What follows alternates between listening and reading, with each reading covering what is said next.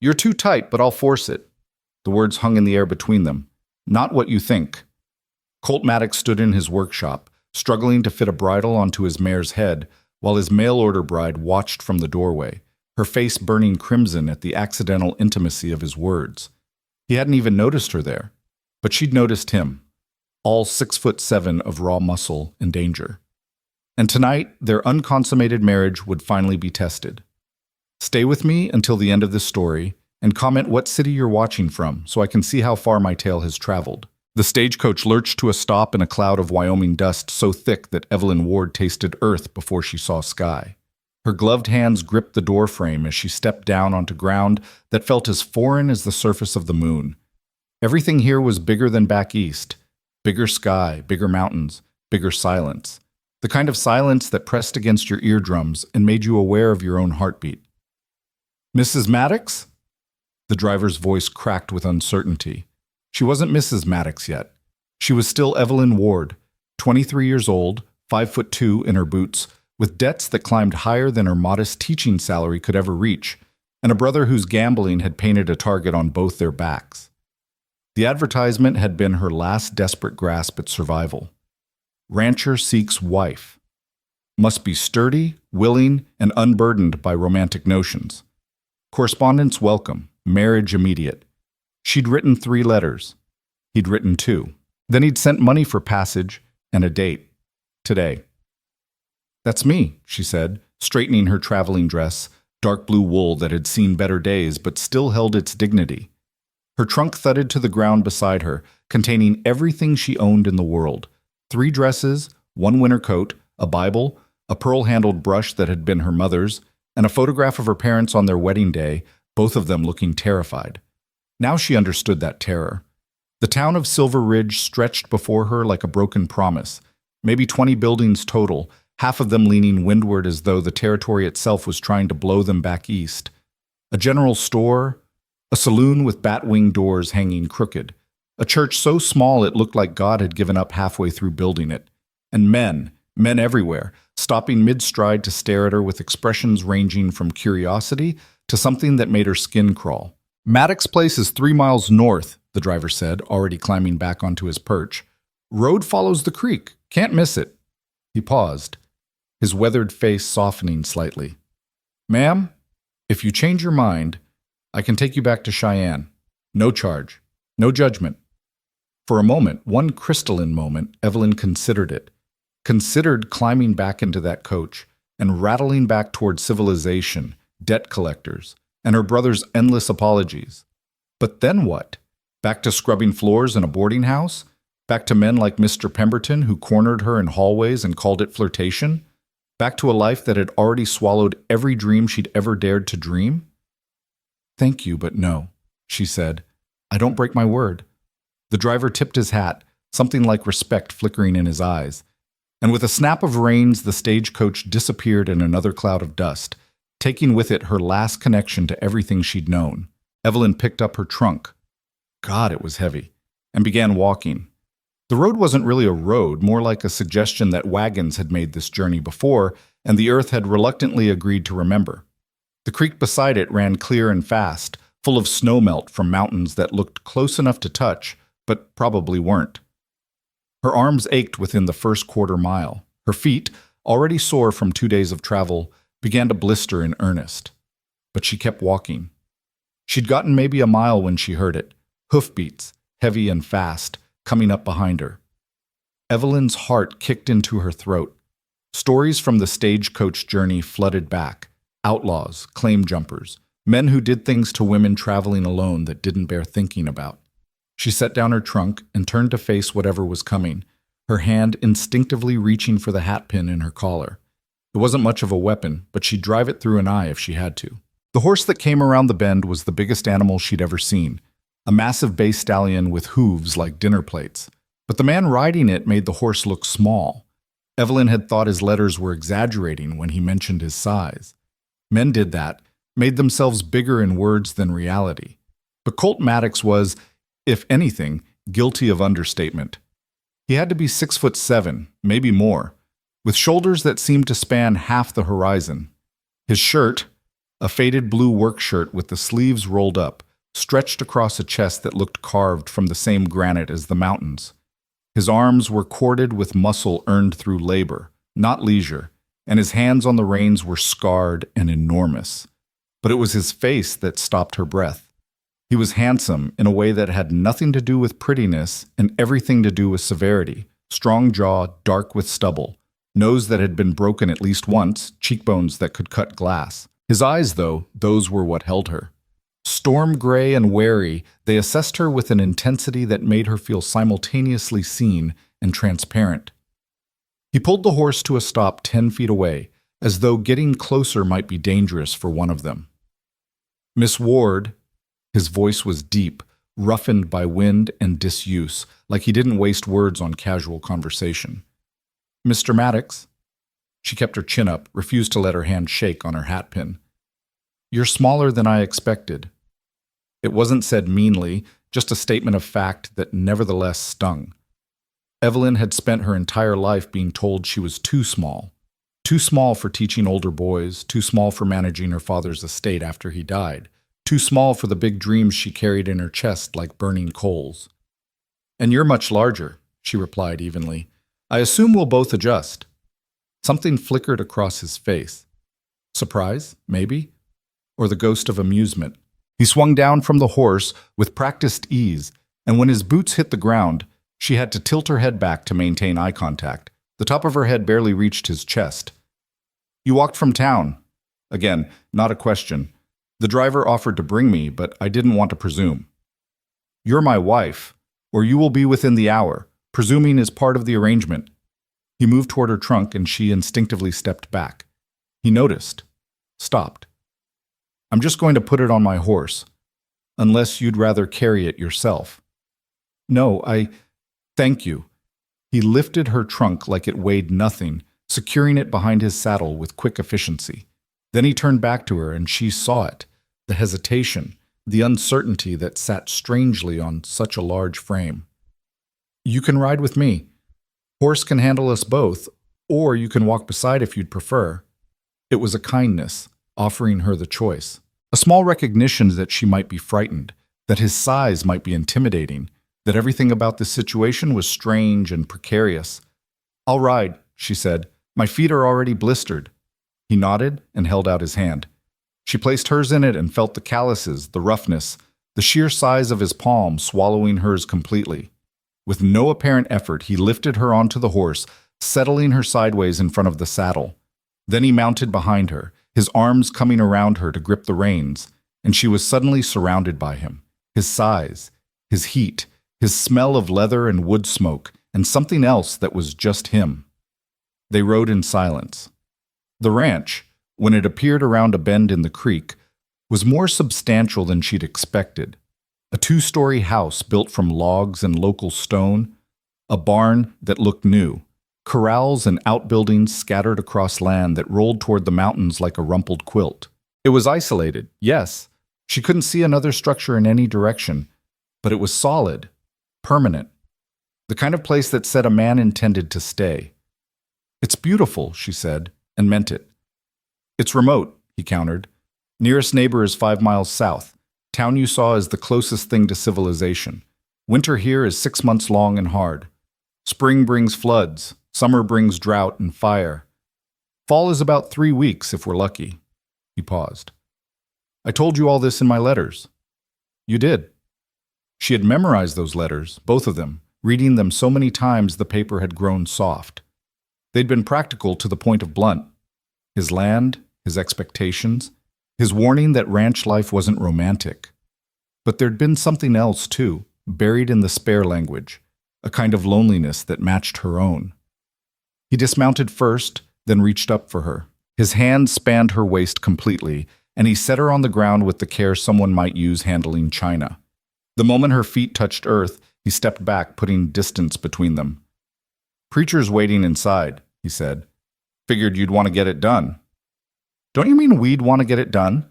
His jaw tightened. I mean, I'm giving you one last chance to change your mind. Once we speak those vows, there's no going back. You'll be stuck here, stuck with me. The way he said it, like he was the worst part of the arrangement, made something ache in her chest. Mr. Maddox, Colt, if you're going to marry me, you should use my name. Colt. The name felt strange on her tongue, too intimate for a man she'd known for 5 minutes. I came here with my eyes open. I'm not expecting romance or ease. I'm expecting work and partnership and maybe, if we're fortunate, respect. That's more than I had back east. What did you have back east? He asked it carefully, like he wasn't sure he had the right to know. Evelyn looked at the mountains, at the sky so wide it seemed to swallow the world. Debt, danger, a brother who loved gambling more than his family, and men who thought a woman alone was an invitation. She felt him go still beside her, the air between them suddenly charged. Did someone hurt you? They tried. She met his eyes. I'm still here, so you know how that ended. Something changed in his expression, not quite a smile, but a softening of the severe lines. Then I suppose we both know how to survive. The preacher inside was a nervous man named Dalton, who kept eyeing Colt like he might bolt or explode. The ceremony took maybe 7 minutes, conducted in a front room with furniture built to Colt's scale, a table that hit Evelyn at shoulder height, chairs that felt like thrones, a sofa she'd need a step stool to sit on properly.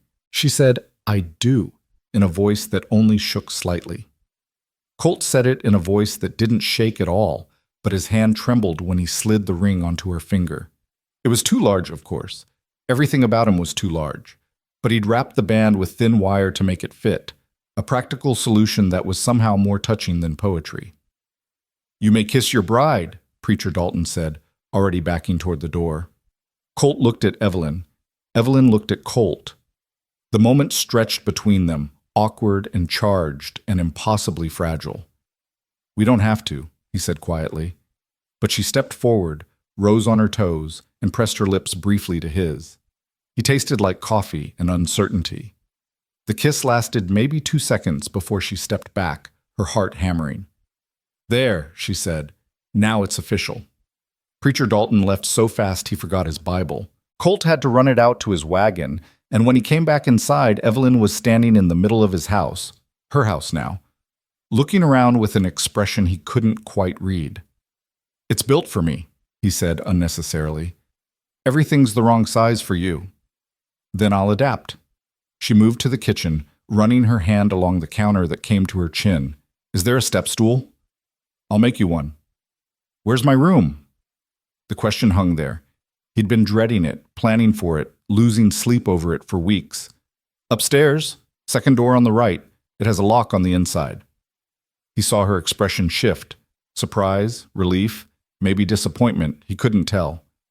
"I know what the arrangement is supposed to be. Marriage means certain expectations, but I won't." He stopped, frustrated with words that wouldn't cooperate. "Lock your door until you decide not to. Once that door opens, everything changes." Evelyn studied him with those sharp eyes that seemed to see more than he wanted to reveal. "And if I never unlock it?" "Then you never unlock it. You'll still be my wife. Still be safe here. Still have a home." He meant it too, even though the thought of living in the same house with her, never touching her, felt like a particular kind of torture. But the alternative, hurting her, breaking her, becoming the monster he feared he was, that was worse. "What happened?" she asked softly. "What happened to make you this afraid of yourself?" "Nothing you need to worry about. I'm your wife now. Your worries are my worries." "No." The word came out harder than he intended. "No, you've got enough to worry about. Go upstairs, rest. I'll bring your trunk up later." She looked like she wanted to argue, but something in his expression stopped her.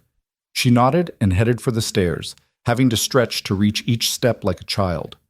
Halfway up, she paused and looked back. "Thank you," she said, "for the choice." He nodded, not trusting his voice, and watched her disappear into the upstairs hallway. The first week passed in careful choreography. Evelyn rose early, earlier than him, which surprised him, and had coffee made by the time he came downstairs. They ate breakfast in silence, her sitting on a stack of books to reach the table properly, him trying to make himself smaller and failing. Then he'd head out to work the ranch, cattle to move, fences to mend, hay to cut, and she'd tackle the house. By the third day, she'd reorganized the entire kitchen, using a step stool he'd made and a clever system of hooks and shelves that brought everything within her reach. She cleaned like someone trying to prove something, scrubbing floors until they gleamed, washing windows, beating rugs, making the place smell like lemon and soap instead of bachelor sweat and loneliness. She also cooked like someone who'd learned by necessity rather than joy, practical meals that filled the belly but didn't waste time on fanciness. Stew, biscuits, fried eggs and potatoes. It was better than what he'd been eating, which was half-burned meat and whatever vegetables didn't rot first. They spoke during meals, but only about practical things. The garden needed weeding, the barn roof was leaking in one corner. The chickens weren't laying like they should.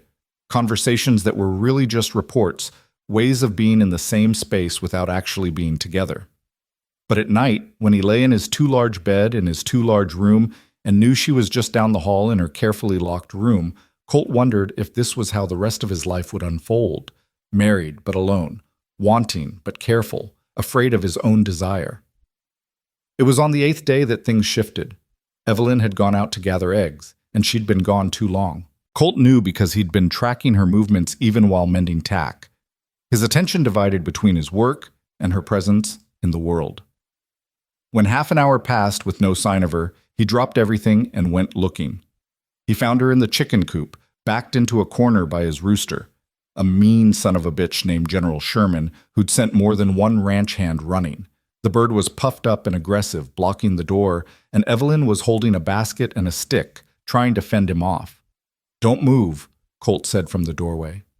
"I wasn't planning on it," she replied, her voice remarkably steady for someone being menaced by 12 pounds of feathers and fury. "Is he always like this?" "Only when he senses fear." "Then I'm in trouble, because I'm terrified." Colt moved into the coop, his size alone enough to make the rooster reconsider his position. General Sherman squawked once, indignant, then stalked out into the yard like the retreat had been his idea all along. Evelyn sagged against the wall, laughing shakily. "I've faced down debt collectors and drunk gamblers, but a chicken just reduced me to a damsel in distress." "Rooster," Colt corrected. "And he's a particular kind of asshole. I should have warned you." "You should have killed him and had him for dinner." "Tried. He's too mean to catch and too smart to poison. I've learned to live with him." He held out his hand. "You all right?" She took his hand and let him pull her upright. This close, he could smell the soap she used, something floral that didn't belong in Wyoming but made him want to lean closer anyway. Her cheeks were flushed from adrenaline, her hair coming loose from its pins, and she was looking at him with something that wasn't fear or wariness, but something else entirely. "Thank you for the rescue," she said. "You rescued yourself. You just needed the door cleared." "Still," she didn't let go of his hand, "it's nice having someone notice when I'm gone too long." The words hit him square in the chest. Back east, no one had noticed her at all except to take advantage. And here she was, grateful that he'd come looking after 30 minutes. The bar was so low it was subterranean, and it made him angry on her behalf. "You're my wife," he said roughly. "Of course I notice." "Am I?" The question was gentle but pointed. "Because most days I feel more like your housekeeper who happens to share your last name." Colt dropped her hand and stepped back. "That's your choice. You're the one with the locked door. And you're the one who told me to lock it." She moved closer, not quite closing the distance, but making him aware of it. "What are you so afraid of, Colt? Do you think I'm made of glass? Do you think your size makes you dangerous, or is it something else?" "You don't want to know." "I do, though. I want to know the man I married, not this careful stranger who treats me like I might break." He wanted to tell her. God, he wanted to tell her everything. About Rebecca, about the humiliation and the accusations, about the way she'd left town calling him a monster because he'd hurt her trying to be gentle, because his body didn't fit with hers no matter how careful he'd been, because he'd seen her pain and heard her crying and knew it was his fault. He wanted to tell Evelyn that he'd sworn after that never again, that he'd advertised for a wife meaning to keep her as a companion only, that he'd convinced himself he could live like a monk if it meant not hurting another woman. But the words stuck in his throat like stones. "I had someone before," he finally said. "It didn't end well. She said I was too much, too big, too rough, too. He stopped. She left calling me a monster. She wasn't wrong. Evelyn was quiet for a long moment, watching him with those sharp eyes that saw too much. Then she said, "Do you know what I see when I look at you?" "What?" "Someone who's been careful his entire life because other people aren't. Someone who's built a prison out of kindness and fear and called it honor." She stepped closer again, close enough that she had to tilt her head back to maintain eye contact. "I'm not her, Colt. I'm not whoever hurt you by leaving. And I didn't come to Wyoming to live like a nun in a house with a man I'm married to but never touch. Evelyn, I locked that door because you told me to, because you wanted me to feel safe. And I appreciate that. I do. But what if I'm ready to unlock it?"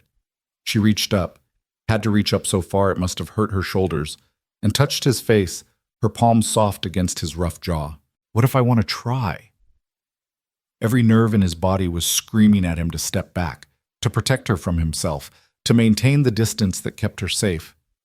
But another part of him, the starving part that had been alone so long he'd forgotten what touch felt like, that part wanted to lean into her hand and never let go. "You don't know what you're asking," he said hoarsely. "Then tell me. Stop treating me like I'm ignorant or fragile or incapable of making my own choices. Tell me what you're afraid of, and let me decide if I'm afraid of it too." So he told her. All of it. The words came hard and halting, but they came. Rebecca's name, the attempted intimacy. The pain he'd caused despite his care. The shame that had driven her away and left him convinced he'd never be able to have a normal marriage. He told her about nights lying awake wondering if he was even meant for companionship, if his size made him fundamentally wrong for the kind of life other men took for granted. Evelyn listened without interrupting, her hand still on his face, her eyes never leaving his. And when he finished, when the confession lay between them like broken glass, she said the last thing he expected. "Then we'll learn together." "Evelyn, I mean it. If you're too big and I'm too small, then we'll figure it out. We'll take it slow. We'll communicate. We'll find ways that work for both of us." She smiled, small and determined. "I didn't survive everything I survived to give up on my marriage before it even starts. And neither should you." He wanted to believe her. God, he wanted to believe her so badly it ached. "What if I hurt you? What if you don't?" The simplicity of it stunned him. All this time, he'd been planning for disaster, expecting failure, building walls to prevent pain. And she was standing here asking, "What if it works?" "I need you to promise me something," he said carefully. "If it hurts, if it's too much, if you want to stop, you tell me. Immediately. No being brave. No trying to endure it. Promise me." "I promise. But you have to promise me something too." "What?" "Stop treating yourself like you're cursed. Stop assuming the worst. Give us a chance to surprise you." Her smile turned slightly wicked. "Give me a chance to surprise you." Something in his chest that had been locked tight for years cracked open just slightly. "All right," he said, "but we go slow." "We go at whatever pace works for both of us," she corrected. That night, the door at the end of the hall stayed unlocked. Colt lay in his bed, listening to the house settle, hyper-aware that there was no barrier between them now except choice.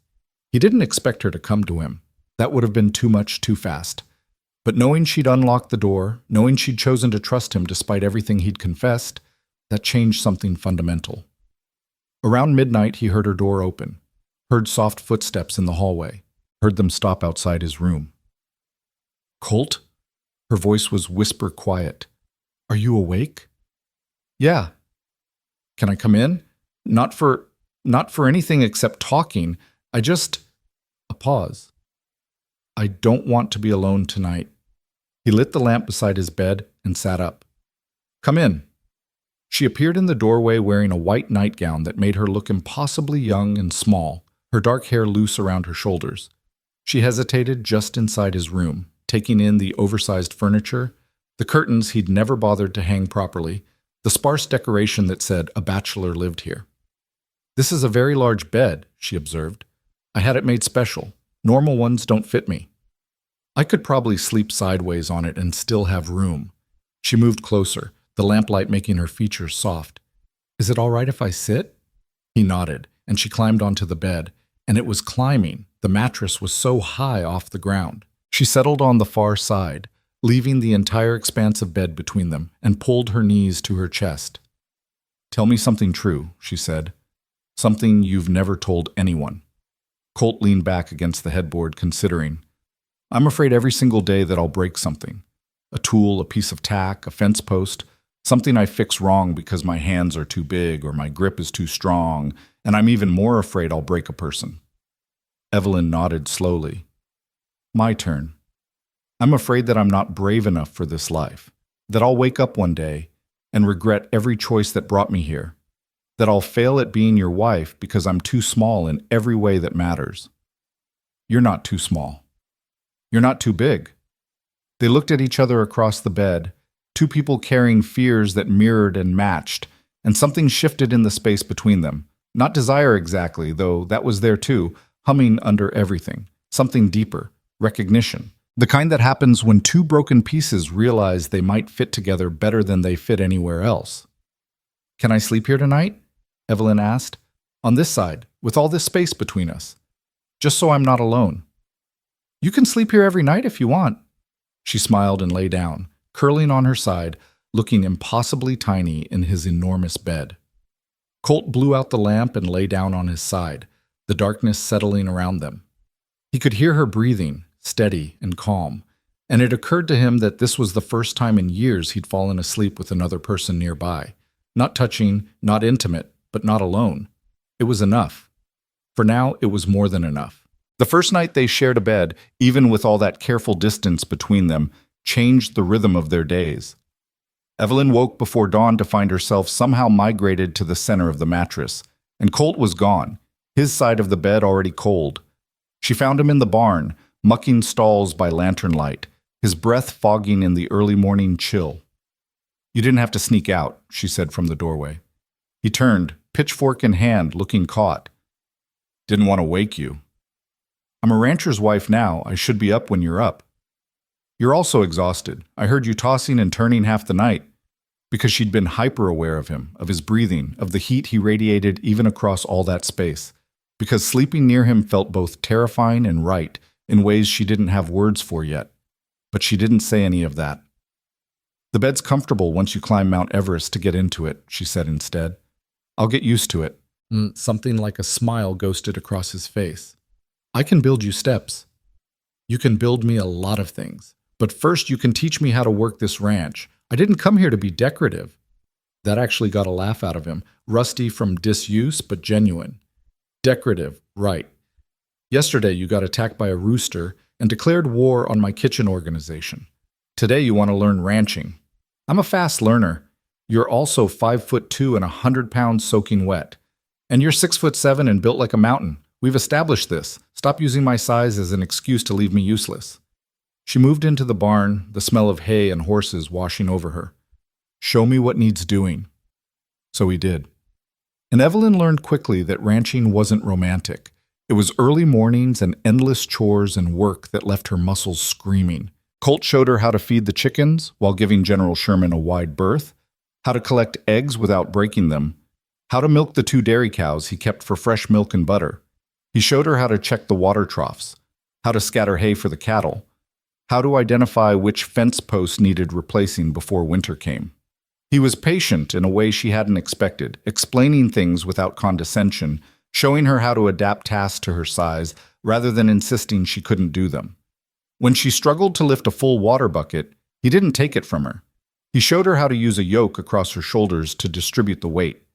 When she couldn't reach high enough to hang tools in the barn, he rearranged everything to her height and then adapted his own reaching.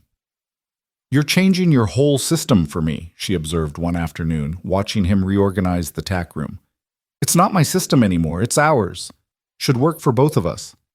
Such simple words, but they landed in her chest like a promise. The days fell into a pattern. Up before sunrise, morning chores, breakfast together at the 2-tall table, then separate work. Him handling the heavy labor of fence repair and cattle management, her tackling the garden, the house, the endless mending and cooking and preserving that kept a ranch running. They'd meet for lunch, usually something quick she'd prepared, then back to work until sunset. Dinner was their longest meal together, the time when they actually talked about things beyond work schedules. "Tell me about growing up here," she said one evening over venison stew. Colt was quiet for a moment, chewing slowly. "Not much to tell. My parents homesteaded this land when I was 5. It was harder then. No house, just a claim and a lot of hope. My father was big like me. My mother was regular-sized, like you." Evelyn's spoon paused halfway to her mouth. "Like me. Smaller than him by a lot. Everyone said it wouldn't work, that they were mismatched. But they made it 30 years before influenza took them both in the same winter." His voice went rough. "Watched my mother nurse my father through his fever, then get sick herself. Buried them in the spring when the ground thawed." "How old were you?" 22. Old enough to keep the ranch, young enough to still feel like a kid playing at being grown. He met her eyes. "They loved each other, really loved each other. I used to wonder how they made it work, the size difference and all. Never got brave enough to ask before they died." Evelyn reached across the table, had to stretch to do it, and laid her hand over his. "They made it work because they wanted to, same way we will." His hand turned over, engulfing hers. "You sound certain." "I'm choosing to be. Doubt hasn't gotten me anywhere good." That night, she climbed into his bed without asking, settling on what had become her side, and he joined her on his. The space between them had shrunk slightly. Not much, maybe a foot less than that first night, but it was progress. They lay in the darkness, listening to the wind test the shutters and the house creak like a ship at sea. "Evelyn? Why did you answer my ad? Really? You could have answered any of them. Why mine?" She thought about lying, about giving him something easier than the truth. But they'd promised honesty, hadn't they? Even when it was uncomfortable. "Because your letters didn't promise romance or adventure or an easy life. They promised work and partnership and honesty. And because—" She paused, gathering courage. "Because you sounded lonely in a way that matched my lonely. Like you'd been alone in the middle of people, same as me. Like you knew what it was to not fit." She heard him breathe in sharply, felt the mattress shift as he turned toward her in the darkness. "I was," he said quietly.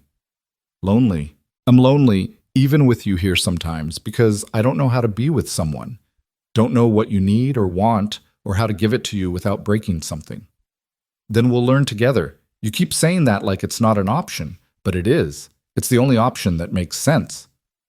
She rolled toward him too, and suddenly they were facing each other across maybe 8 inches of mattress, close enough that she could feel his heat, smell the soap he used. "Colt, I need you to understand something. I'm not fragile. I'm not glass or porcelain or whatever you're afraid I am. I'm a woman who's survived things that should have broken me. I'm stronger than I look. I know that. I see how hard you work, how you don't complain even when you're exhausted. Then stop treating me like I'll shatter. Stop putting all this distance between us because you're afraid. Be afraid if you need to, but be afraid while we try, not while we hide." In the darkness, she felt his hand find hers, his fingers threading through hers, dwarfing hers but gentle. "What if trying means hurting you? What if not trying means we both stay lonely forever?" It was the question that had been building between them for weeks, and now it sat in the darkness like a living thing, demanding an answer. Colt was silent for so long, she thought maybe he'd fallen asleep. Then she felt him shift closer, closing half the distance between them. Not touching except for their joined hands, but closer. Close enough that she could see the outline of his face in the moonlight filtering through the curtains. "We go slow," he said finally. "We talk. We stop if either of us needs to, and we don't try anything until we're both ready." "Agreed." "I mean it, Evelyn. I won't. I can't be the reason you get hurt." She squeezed his hand. "And I won't be the reason you stay afraid of yourself forever." They fell asleep like that, facing each other, hands clasped, with only inches between them instead of feet. And when Evelyn woke in the deep of night, she was pressed against his chest, his arm around her waist, his breath stirring her hair. She should have felt trapped, should have felt overwhelmed by his size. Instead, she felt safe for the first time since her parents died. She felt like she'd come home. The next weeks brought a thaw between them that had nothing to do with weather and everything to do with choice.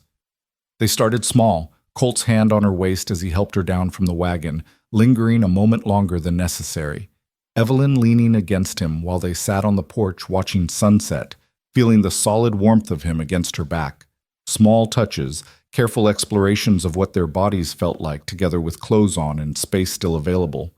But those small touches built like tinder waiting for a spark. It came on a Tuesday, 3 weeks after Evelyn had unlocked her door. She'd been working in the garden, battling weeds that grew faster than the vegetables, when she heard shouting from the direction of the creek. She dropped her hoe and ran, her heart in her throat, and found Colt in the water wrestling with one of his steers that had gotten stuck in the mud. The animal was panicking, thrashing, driving itself deeper into the muck. Colt was chest deep in the creek, trying to get ropes around the steer without getting kicked or gored, his face set in lines of grim determination. He didn't see her approach, didn't know she was there until she waded in beside him. "What are you doing?" he shouted over the steer's bellowing. "Helping! You'll get hurt. Then tell me what to do instead of arguing." For a second she thought he'd order her out, but then he saw something in her face, determination, maybe, or stubbornness, and he nodded sharply. "Get on the bank. When I get the rope around him and say pull, you pull. Use your whole body, not just your arms. Understand?" She understood. She scrambled back to shore, positioned herself where he indicated, and waited. Watched him work with an efficiency that came from years of experience, talking to the steer in a low, calm voice, even while the animal tried to kill him. He got the rope around the steer's chest, looped it twice, then heaved himself out of the water. "Pull!" Evelyn pulled, threw her whole body weight into it, felt the rope burn through her gloves, felt her muscles scream in protest. Beside her, Colt pulled too, his strength multiplied by some factor her mind couldn't calculate. The steer came free with a sucking sound, scrambled up the bank, and immediately trotted off like nothing had happened. Evelyn collapsed on the ground, gasping for breath, her arms shaking with exhaustion. Colt dropped beside her, equally winded, covered in mud and creek water. "That," she managed between gasps, "was terrifying." "That was stupid," he corrected. "I told you it was dangerous. And I told you I'd help anyway. We're partners, remember? That means I don't stand on the bank watching while you risk getting trampled." He looked at her, really looked at her, covered in mud, gasping like a landed fish, absolutely furious with him for trying to protect her. And then he laughed, actually laughed, deep and genuine, the sound rolling out of him like thunder. "What's funny?" she demanded. "You, me, this whole damn situation." He shook his head, still grinning. "I advertised for a wife expecting someone who'd keep house and stay safe. Instead, I got a tiny woman who declares war on roosters and jumps into creeks to help me. I'm not tiny, I'm economically sized." That made him laugh harder, and despite herself, Evelyn started laughing too. They sat on the creek bank, covered in mud, laughing like fools, and something between them that had been wound tight started to loosen. When the laughter finally subsided, Colt reached over and pushed a mud-streaked strand of hair off her face, his touch careful. "Thank you," he said, "for helping. For being brave even when I'm trying to keep you wrapped in cotton. Thank you for letting me, for not ordering me away." His thumb traced her cheekbone, wiping away mud, and his eyes went dark with something that made her breath catch. "We should get cleaned up." "We should." Neither of them moved. The air between them felt charged, heavy with want and fear and possibility. Evelyn's heart was hammering, but not from exertion anymore. From the way he was looking at her, from the heat of his hand still cupping her face, from the knowledge that they were muddy and alone and something was about to shift. "Evelyn." Her name in his mouth sounded like a prayer or a warning. "If we go back to the house like this, if we have to wash off this mud, I'm going to see you, really see you. And I don't know if I'll be able to maintain the distance we've been keeping." "Then don't." "You don't know what you're—" "Stop telling me what I do and don't know. I know I want this, want you. Want to stop being married in name only and start being married in truth." She reached up, covered his hand with hers.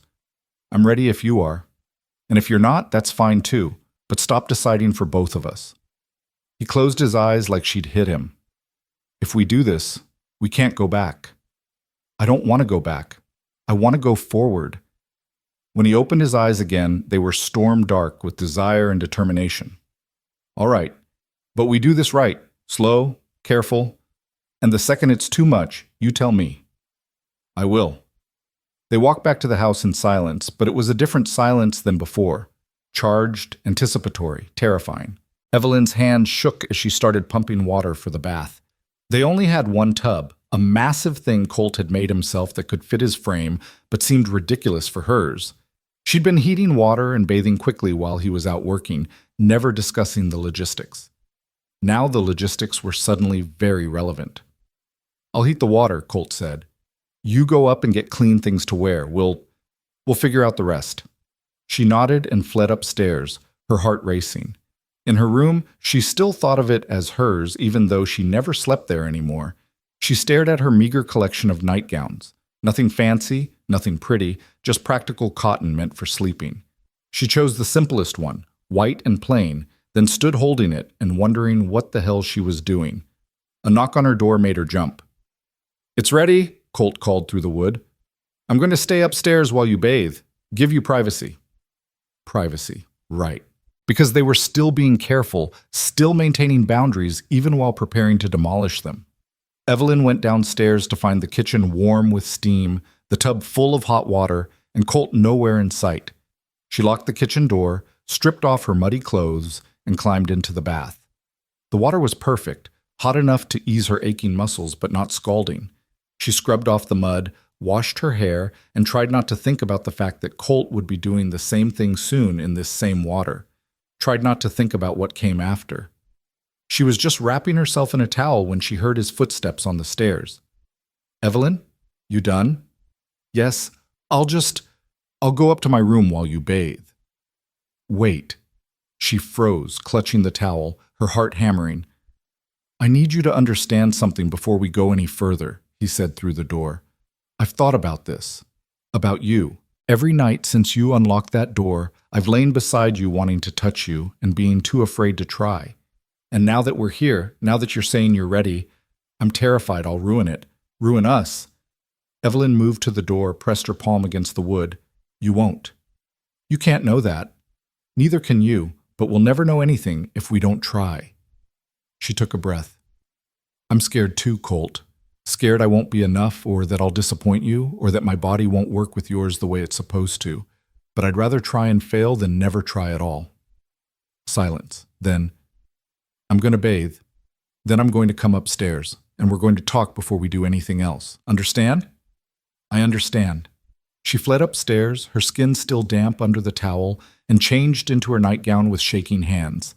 Then she sat on the edge of his bed, their bed, and waited. Listened to the sound of water splashing downstairs, the creak of the house settling, her own thundering heartbeat. When Colt finally appeared in the doorway, she almost didn't recognize him. He'd washed his hair, shaved the stubble from his jaw, and wore clean trousers but no shirt, and God help her, the sight of him stole her breath. He was carved from muscle and scars and hard living, his chest broad enough to block the doorway, his arms capable of lifting her with one hand. He should have been terrifying. Instead, he looked as scared as she felt. Hi, she said stupidly. Hi. He moved into the room slowly, like approaching a spooked horse. You look scared?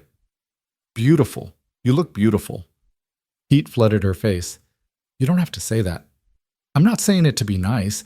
I'm saying it because it's true. You've been beautiful since you stepped off that stagecoach. But right now, with your hair wet and your eyes huge, and you sitting on my bed looking both terrified and brave, you're the most beautiful thing I've ever seen. Tears pricked her eyes. No one had ever called her beautiful. Pretty, maybe, in a passing way, but never beautiful, never with that kind of reverence in their voice. Come here, she whispered. He crossed to the bed, and when she patted the space beside her, he sat. The mattress dipped under his weight, rolling her slightly toward him. They sat there, not touching, the air between them electric. Tell me what happened, Evelyn said finally. With her, with Rebecca. I need to know what we're working against. Colt's jaw tightened, but he nodded. We tried 3 times. Each time I was careful, gentle, slow. Each time she ended up in pain, crying, begging me to stop. The 3rd time she bled after. and the doctor said I'd caused tearing that needed stitches. She left town a week later. Before she went, she told everyone who'd listened that I was built wrong, that I'd hurt her on purpose, that I was a monster masquerading as a man. Did you hurt her on purpose? No, God, no. I was trying so hard to be gentle, but it wasn't enough. My body is too much for normal women, and you're smaller than she was. Evelyn processed this, her medical knowledge from helping her mother with midwifery surfacing. Did you use oil, take time to prepare her, or did you just try to proceed? He looked confused. Prepare her. I kissed her, touched her some. Isn't that enough? Not always. Especially not for... She stopped, her face flaming. This was not a conversation she'd expected to have tonight, but apparently it was the conversation they needed. Colt, women's bodies need time and patience. Lots of both. Oil helps. So does making sure she's ready, which means making sure she's aroused enough that her body wants to accommodate. I don't know how to do any of that. Then we'll learn together. We'll go slow, we'll communicate, we'll figure out what works. She took his hand, laced her fingers through his. I'm not Rebecca. My body isn't her body. And maybe we'll find that we don't fit either, but we won't know until we try. Really try, with patience and communication and trust. He looked at their joined hands, his thumb tracing patterns on her skin. You're not afraid?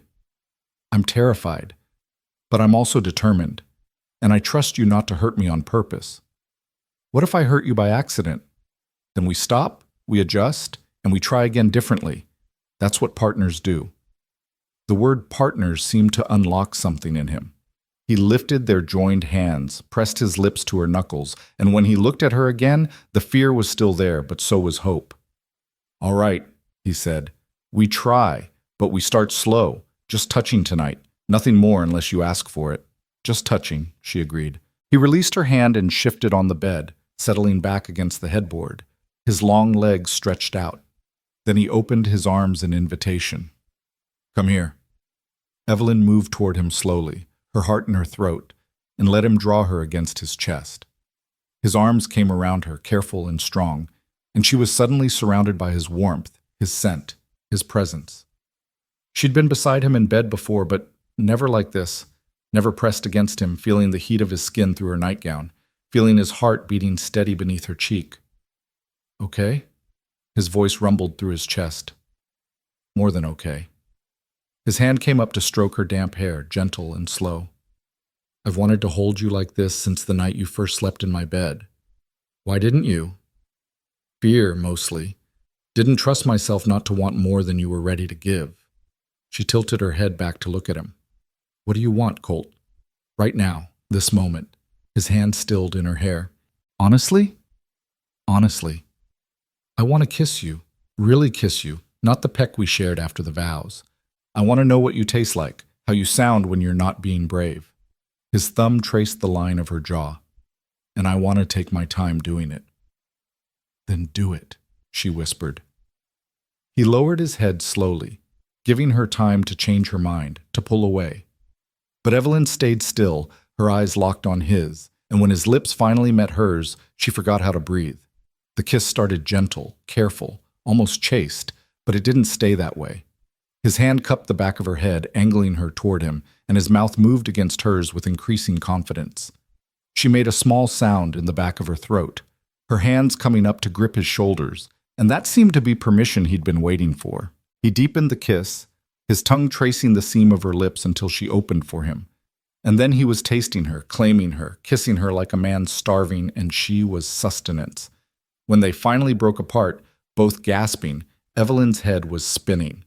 She'd been kissed before, fumbling attempts by boys who thought they knew what they were doing, but nothing like this. Nothing that made her feel like she was burning from the inside out. More, she breathed, and Colt groaned. We said just touching. That is touching. Touch me more. His restraint cracked. He kissed her again, harder this time, and his hands started exploring, sliding down her back, tracing her waist, learning the shape of her through cotton. She arched into his touch, suddenly desperate for more contact, more heat, more of everything. Her hands explored too, mapping the broad expanse of his chest, feeling muscle and scars and the coarse hair that covered his skin. Evelyn.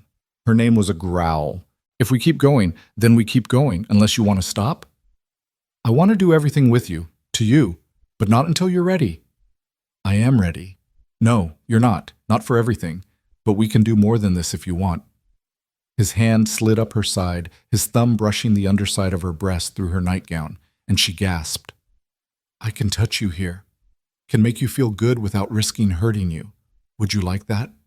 She couldn't form words, just nodded frantically. His smile was dark and promising. Then let me make you feel good, wife. Let me show you what I've been imagining every night while you slept beside me. His hands and mouth went to work with devastating efficiency, and Evelyn discovered that everything she'd heard about intimacy was wrong. It wasn't supposed to be a duty or something women endured, not when done right, not when your partner was determined to learn what made you gasp, what made you arch, what made you forget your own name. Colt touched her through her nightgown until she was writhing, then lifted the hem slowly, his eyes seeking permission for every inch of skin he revealed. When his hand finally touched bare skin, her calf, her knee, her thigh, she thought she might die from sensation. And when his fingers found the heat between her legs, she discovered that her body was capable of things she'd never imagined. Easy, he murmured against her throat. I've got you. Just feel. She felt. God, she felt everything. His fingers moving against her with maddening skill, his mouth on her neck, his free hand holding her steady against his chest. The pleasure built like a storm, coiling tighter and tighter in her belly until she was certain something would break. And then it did. She cried out, her body arching, her hands fisting in his hair, and Colt held her through it, murmuring praise and encouragement, his fingers gentling but not stopping until the last aftershock faded. When she finally went limp against him, boneless and dazed, he pressed a kiss to her temple. That, she managed, was not in any book I ever read. He laughed softly. That was just the beginning. When you're ready, I'll show you what else we can do. I'm ready now. No, you're not. You're exhausted and overwhelmed, and we have all the time in the world. He shifted them so they were lying down, her tucked against his side, his arm around her waist. Sleep, Evelyn. We'll explore more tomorrow. She wanted to argue, but her body was suddenly heavy with satiation and exhaustion. As she drifted off, she heard him whisper, You're a revelation, a goddamn miracle. And I don't deserve you, but I'm going to spend every day trying to.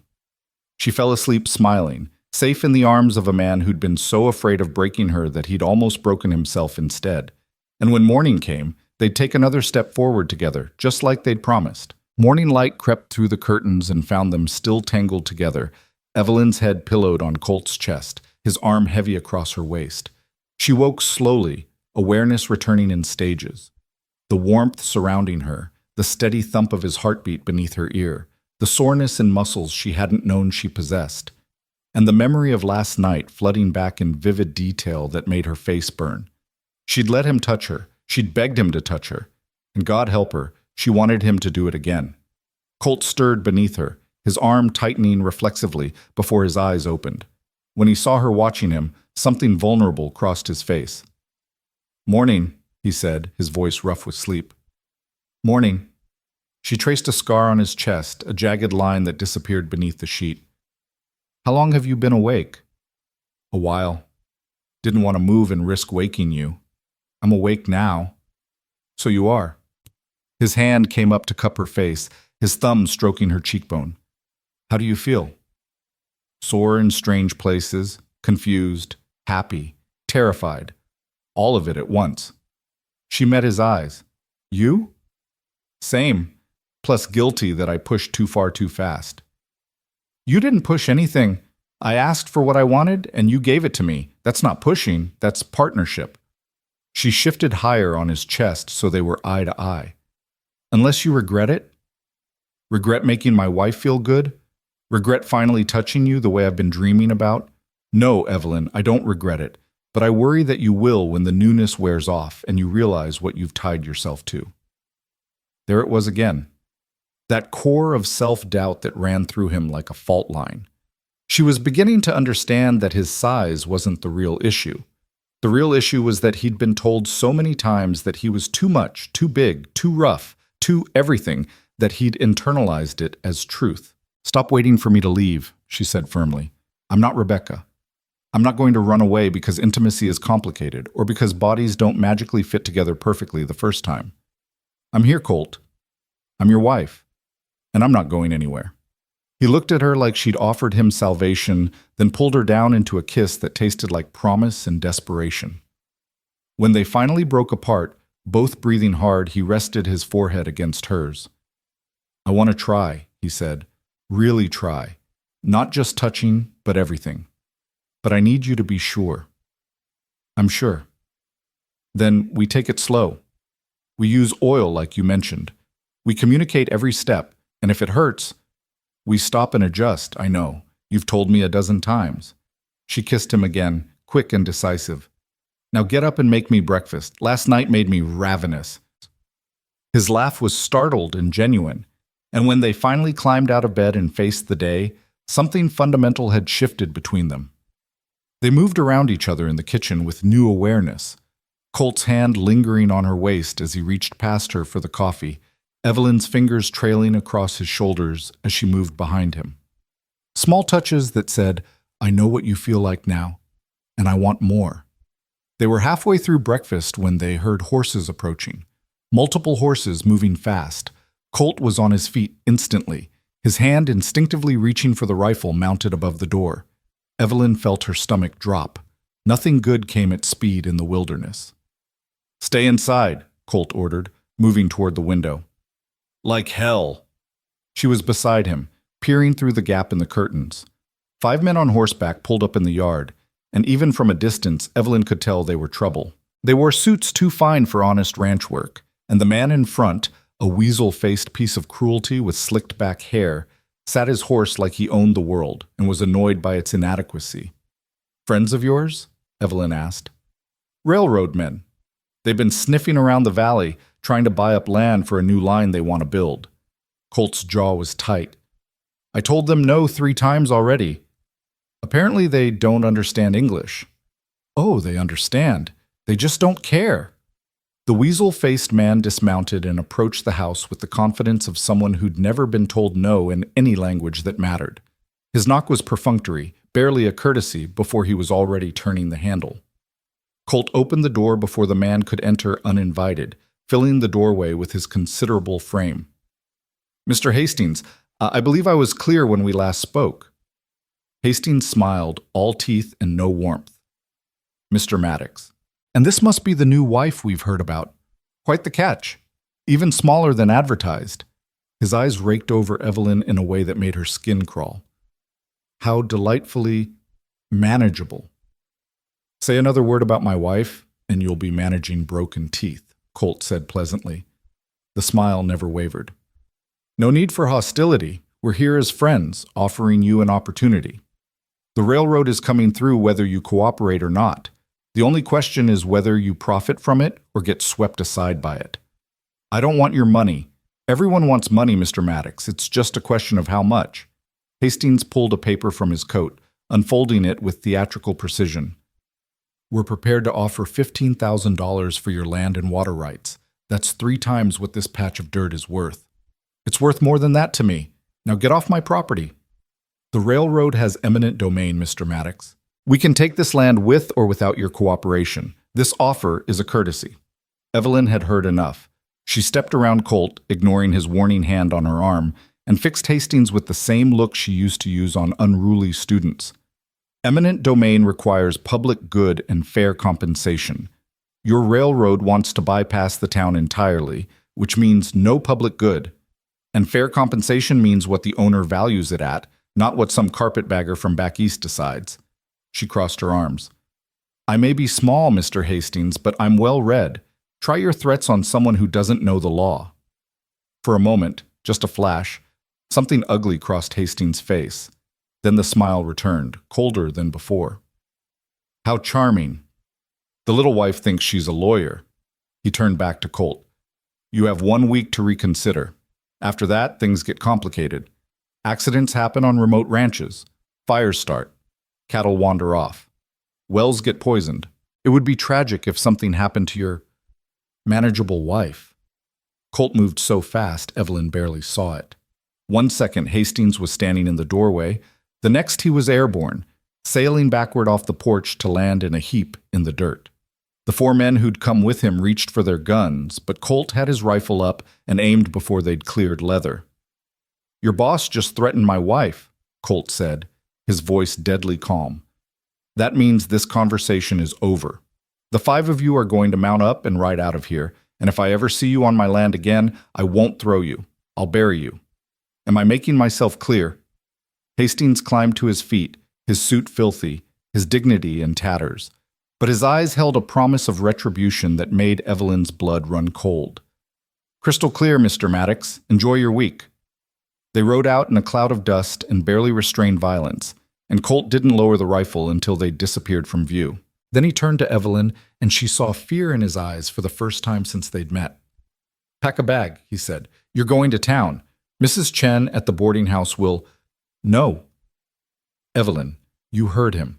They threatened you specifically. I'm not risking, and if I leave, they win. They separate us, make you easier to manage, and I'm not manageable, remember? I told him that myself." She gripped his arms, forcing him to look at her. "I'm not leaving you. Not when things get hard, not when people make threats. Not ever. That's what marriage means. Marriage means I protect you. Marriage means we protect each other. And right now, we need to figure out how to fight back, not how to run away." He looked torn, desperate to send her somewhere safe, and equally desperate not to lose her. Finally, he lowered the rifle and pulled her against his chest, his arms coming around her like steel bands. "If anything happens to you because of me, because of this land, then we'll deal with it together. But nothing's going to happen because we're not going to let it." She pulled back enough to meet his eyes. "What would your father have done?" "Loaded every gun in the house and dared them to come back." "Then that's what we do. We prepare for trouble and dare them to bring it." The week that followed was tense as a drawn bowstring. Colt taught Evelyn to shoot, spending hours behind the house while she learned to handle the rifle without the kickback knocking her flat. She was a terrible shot at first, flinching every time she pulled the trigger, but by the 3rd day she could hit a target more often than not. It wasn't sharpshooting, but it was enough to make someone reconsider easy prey. They also prepared the ranch itself. Colt moved the cattle closer to the house where he could watch them, reinforced the barn doors, and kept a rifle within reach at all times. Evelyn made sure they had water stored inside the house in case the well got poisoned, and she packed emergency supplies in case they needed to flee quickly. But mostly, they waited, and waiting gave them time to be together in ways they hadn't had before. On the 4th night, while checking the perimeter one last time, Colt returned to find Evelyn in the bedroom wearing nothing but one of his shirts, the hem hitting her mid-thigh, making her look impossibly small and impossibly his. "I thought you were asleep," he said, his mouth going dry. "I was waiting for you." She moved toward him, barefoot and brazen. "We've spent all week preparing for trouble tomorrow. Tonight, I want to prepare for everything else." "Evelyn, I'm ready, Colt, really ready, and I don't want to wait anymore." He wanted to argue, to insist they wait until the threat passed, until they were safe, but the truth was they might never be truly safe. Life in Wyoming was hard and unpredictable, and threats came in forms beyond railroad men and eminent domain. And he was tired of being afraid. "Are you sure?" he asked, even though he could see the answer in her eyes. "I've never been more sure of anything." He crossed to her slowly, giving her time to change her mind, to retreat. But she stood her ground, her chin tilted up in defiance of fear and uncertainty. When he reached her, his hands went to the buttons of the shirt she wore, unfastening them one by one while her breath came faster. "We do this my way," he said quietly. "Slow, careful, with oil and patience and as much time as you need. And if it hurts, we stop, I know." She caught his hands. "But Colt, I need you to know something too. I want this. I want you. And I'm not fragile glass waiting to shatter. Trust me to know my own limits. I'm trying. It's just—" He stopped, struggling with words. "I'm so much bigger than you. When I look at us, all I can see is ways I might hurt you. Then let me show you something." She took his hand and placed it over her heart, let him feel it racing beneath his palm. You feel that? That's not fear. That's anticipation.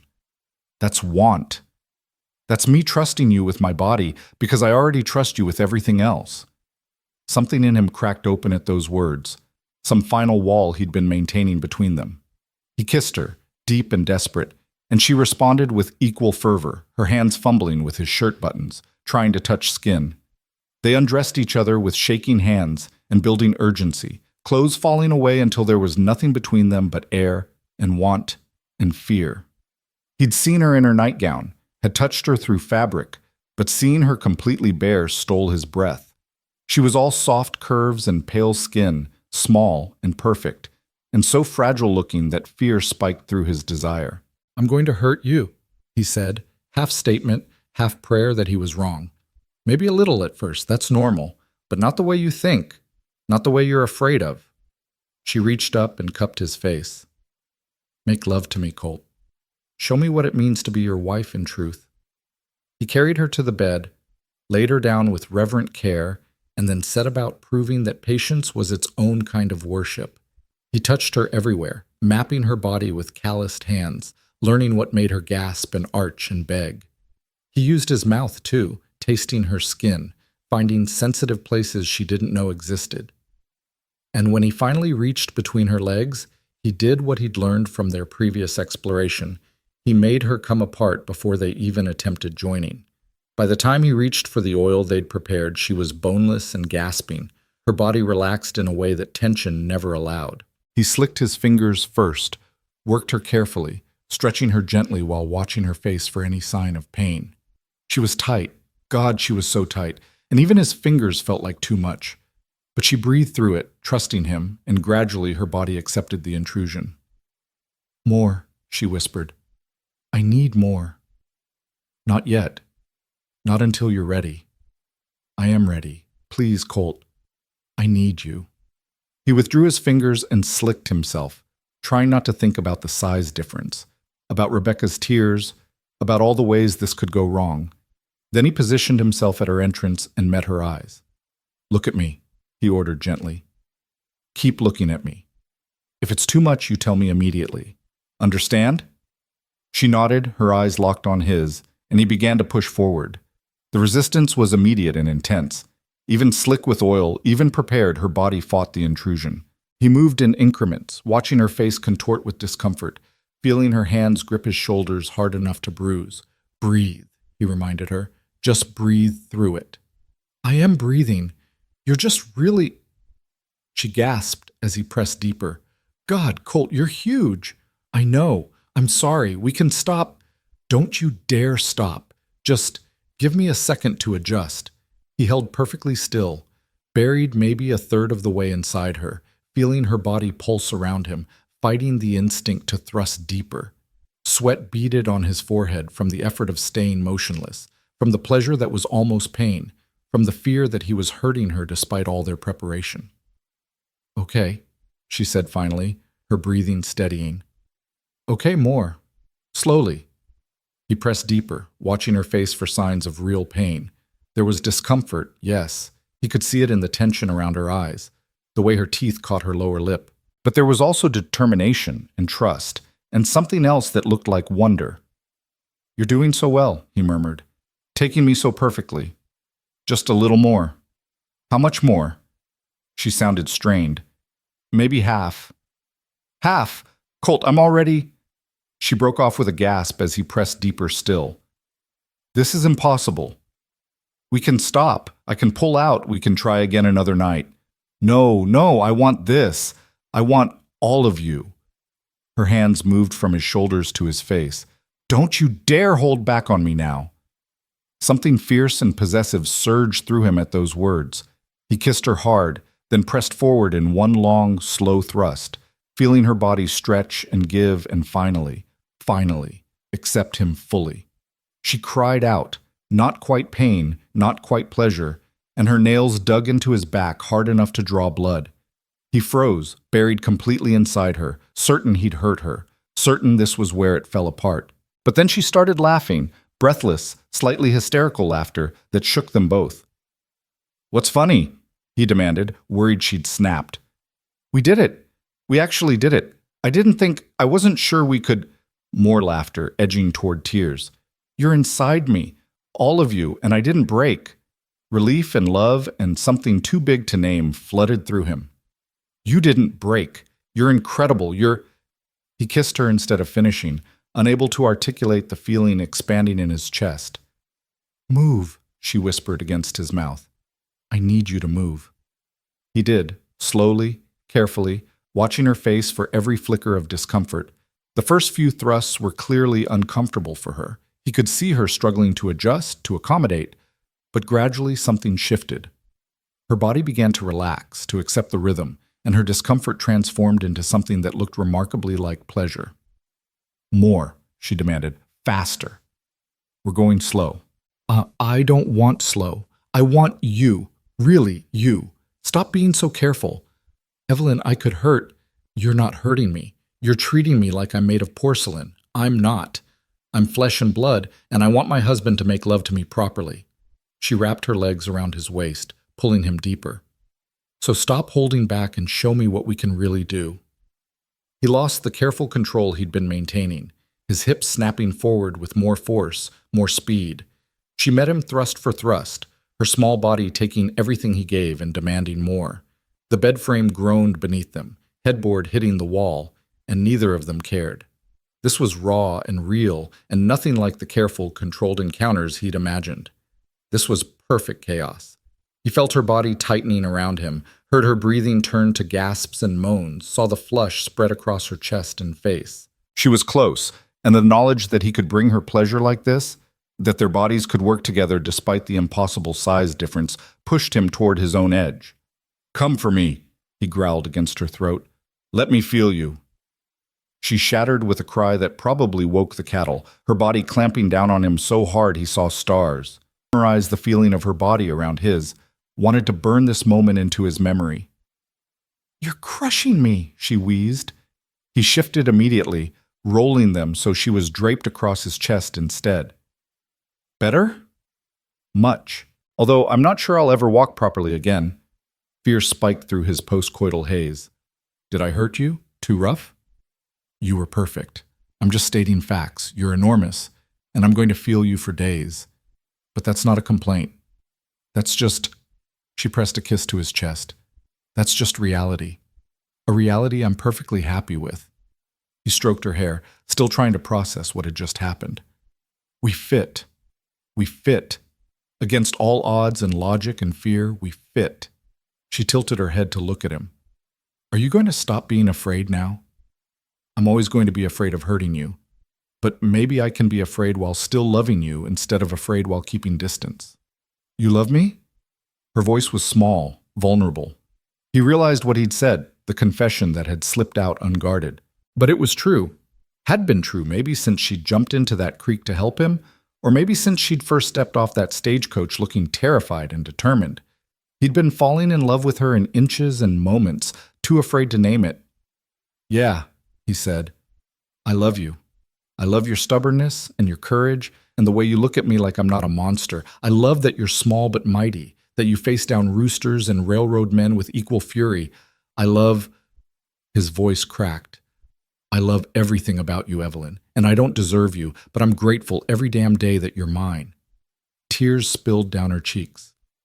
I love you too. I didn't mean to, didn't plan to. I came here expecting partnership and maybe respect if we were lucky. But you're kind and patient and so careful with everyone and everything except yourself. And I fell in love with you somewhere between learning to gather eggs and learning that you'd wired my wedding ring to fit my finger. They kissed then, soft and slow, sealing the confessions with touch. And when they finally separated to catch their breath, Colt saw movement outside the window, just a flash, there and gone. He was on his feet instantly, reaching for his rifle. Someone's outside. Evelyn scrambled up, wrapping herself in a sheet. Railroad men. Maybe. Stay here. Not a chance. They dressed quickly, both grabbing weapons. Him, the rifle, her, the shotgun he'd taught her to use. They moved through the dark house like shadows, and when they reached the window overlooking the yard, they saw them. 4 figures moving toward the barn carrying torches and cans that could only mean one thing. "They're going to burn us out," Evelyn whispered. Colt's jaw tightened. "No, they're not." He threw open the door and fired a warning shot into the air. "Stop right there, or the next one goes through flesh." The figures froze, then scattered. 3 ran for horses hidden beyond the barn, but the 4th, younger, slower, tripped in his panic. Colt was on him in seconds, hauling him up by his collar, the boy's feet dangling off the ground. "Please don't kill me," the kid begged. He couldn't have been more than 16. "Mr. Hastings said it would be easy money, just scare you a little." "By burning down my barn with my animals inside?" Colt's voice was deadly quiet. "That's not scaring, that's killing." "I didn't want to. I need the money. My ma's sick and—" Evelyn appeared at Colt's shoulder, shotgun still raised. "What's your name?" Tommy Briggs." "And where's your ma, Tommy?" "Silver Ridge, above the general store." Evelyn lowered her shotgun and looked at Colt. "Put him down." "Evelyn, put him down. He's not the enemy. He's just desperate." Colt released the kid, who crumpled to the ground, shaking. Evelyn crouched beside him, her voice gentle but firm. "Tommy, I need you to tell me everything. Who hired you? What they paid you? What else they're planning? And if you tell me the truth, we'll make sure your ma gets help. Deal?" The boy spilled everything.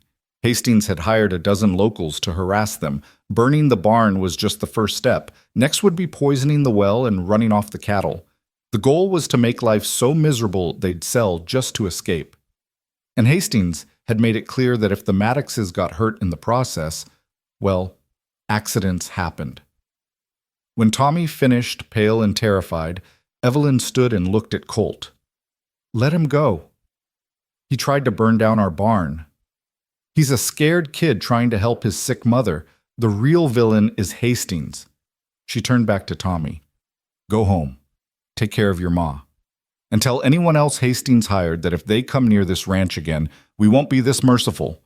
Tommy ran like the devil was chasing him, and Colt and Evelyn were left standing in their yard, still armed, still shaking with adrenaline. "We need to go to town," Evelyn said. "Tomorrow. If Hastings is hiring locals, we need to find out who else is on his payroll and stop this before someone gets killed. Going to town means leaving the ranch vulnerable. Staying here means fighting alone. We need allies, Colt. We need people who'll stand with us against the railroad." She met his eyes. "Your parents built this place from nothing. Let's not lose it because we were too proud or too scared to ask for help." He pulled her against him, buried his face in her hair. "When did you get so wise?" "Probably around the time I married a stubborn rancher who taught me that courage and stubbornness are sometimes the same thing." They spent the rest of the night on watch, taking turns sleeping, both expecting another attack that never came. By dawn, they were exhausted, wary, and more determined than ever. They ate a quick breakfast, loaded their wagon with supplies, and headed for Silver Ridge with rifles within easy reach and eyes scanning for threats.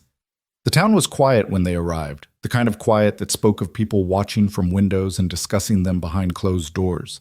They went first to Doc Miller's office, where Evelyn arranged for Tommy Briggs' mother to receive treatment at their expense.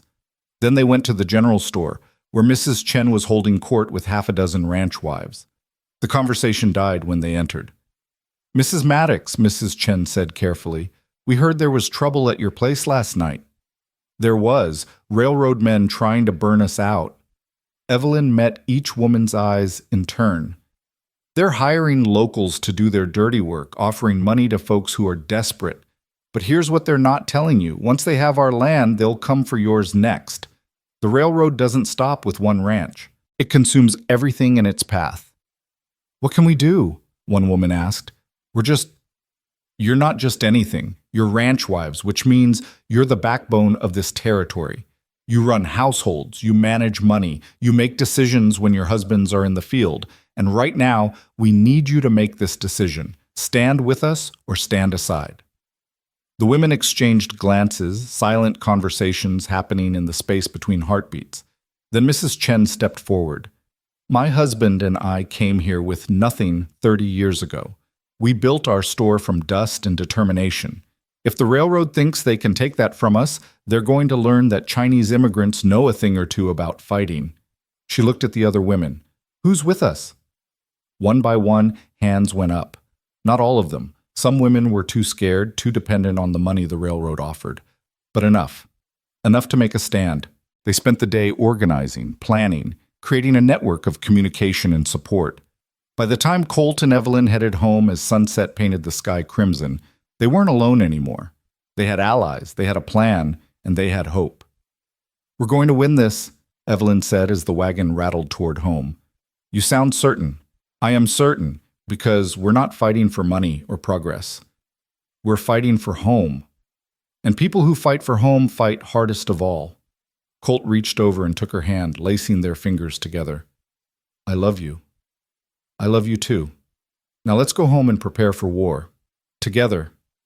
The word together echoed between them like a vow, and as they crested the hill overlooking their ranch, their home, they both knew that whatever came next, they'd face it the same way they'd faced everything else, with courage, stubbornness, and the unshakable certainty that they were stronger together than they'd ever been apart. The attack came 3 nights later, not with fire, but with something worse, calculated cruelty designed to break spirits rather than burn buildings. Colt woke to the sound of cattle bellowing in terror, and knew immediately that something was catastrophically wrong. He was out of bed and reaching for his rifle before his eyes fully adjusted to the darkness, Evelyn scrambling up behind him. "Stay in the house," he ordered, already moving toward the stairs. Not happening. She grabbed the shotgun they kept loaded by the bedroom door. "We're partners, remember?" There was no time to argue.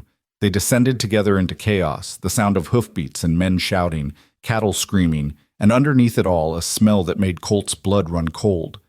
Smoke, but not from fire. From something chemical, something wrong. They burst onto the porch to find hell unleashed in their front yard. At least a dozen men on horseback were driving the cattle toward the creek, using torches and bullwhips to terrorize the animals into stampeding. But it was what they'd done to the barn that stopped Colt's heart.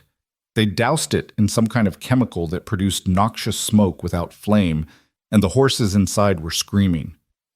"The horses!" Evelyn gasped. "Colt! They're trapped!"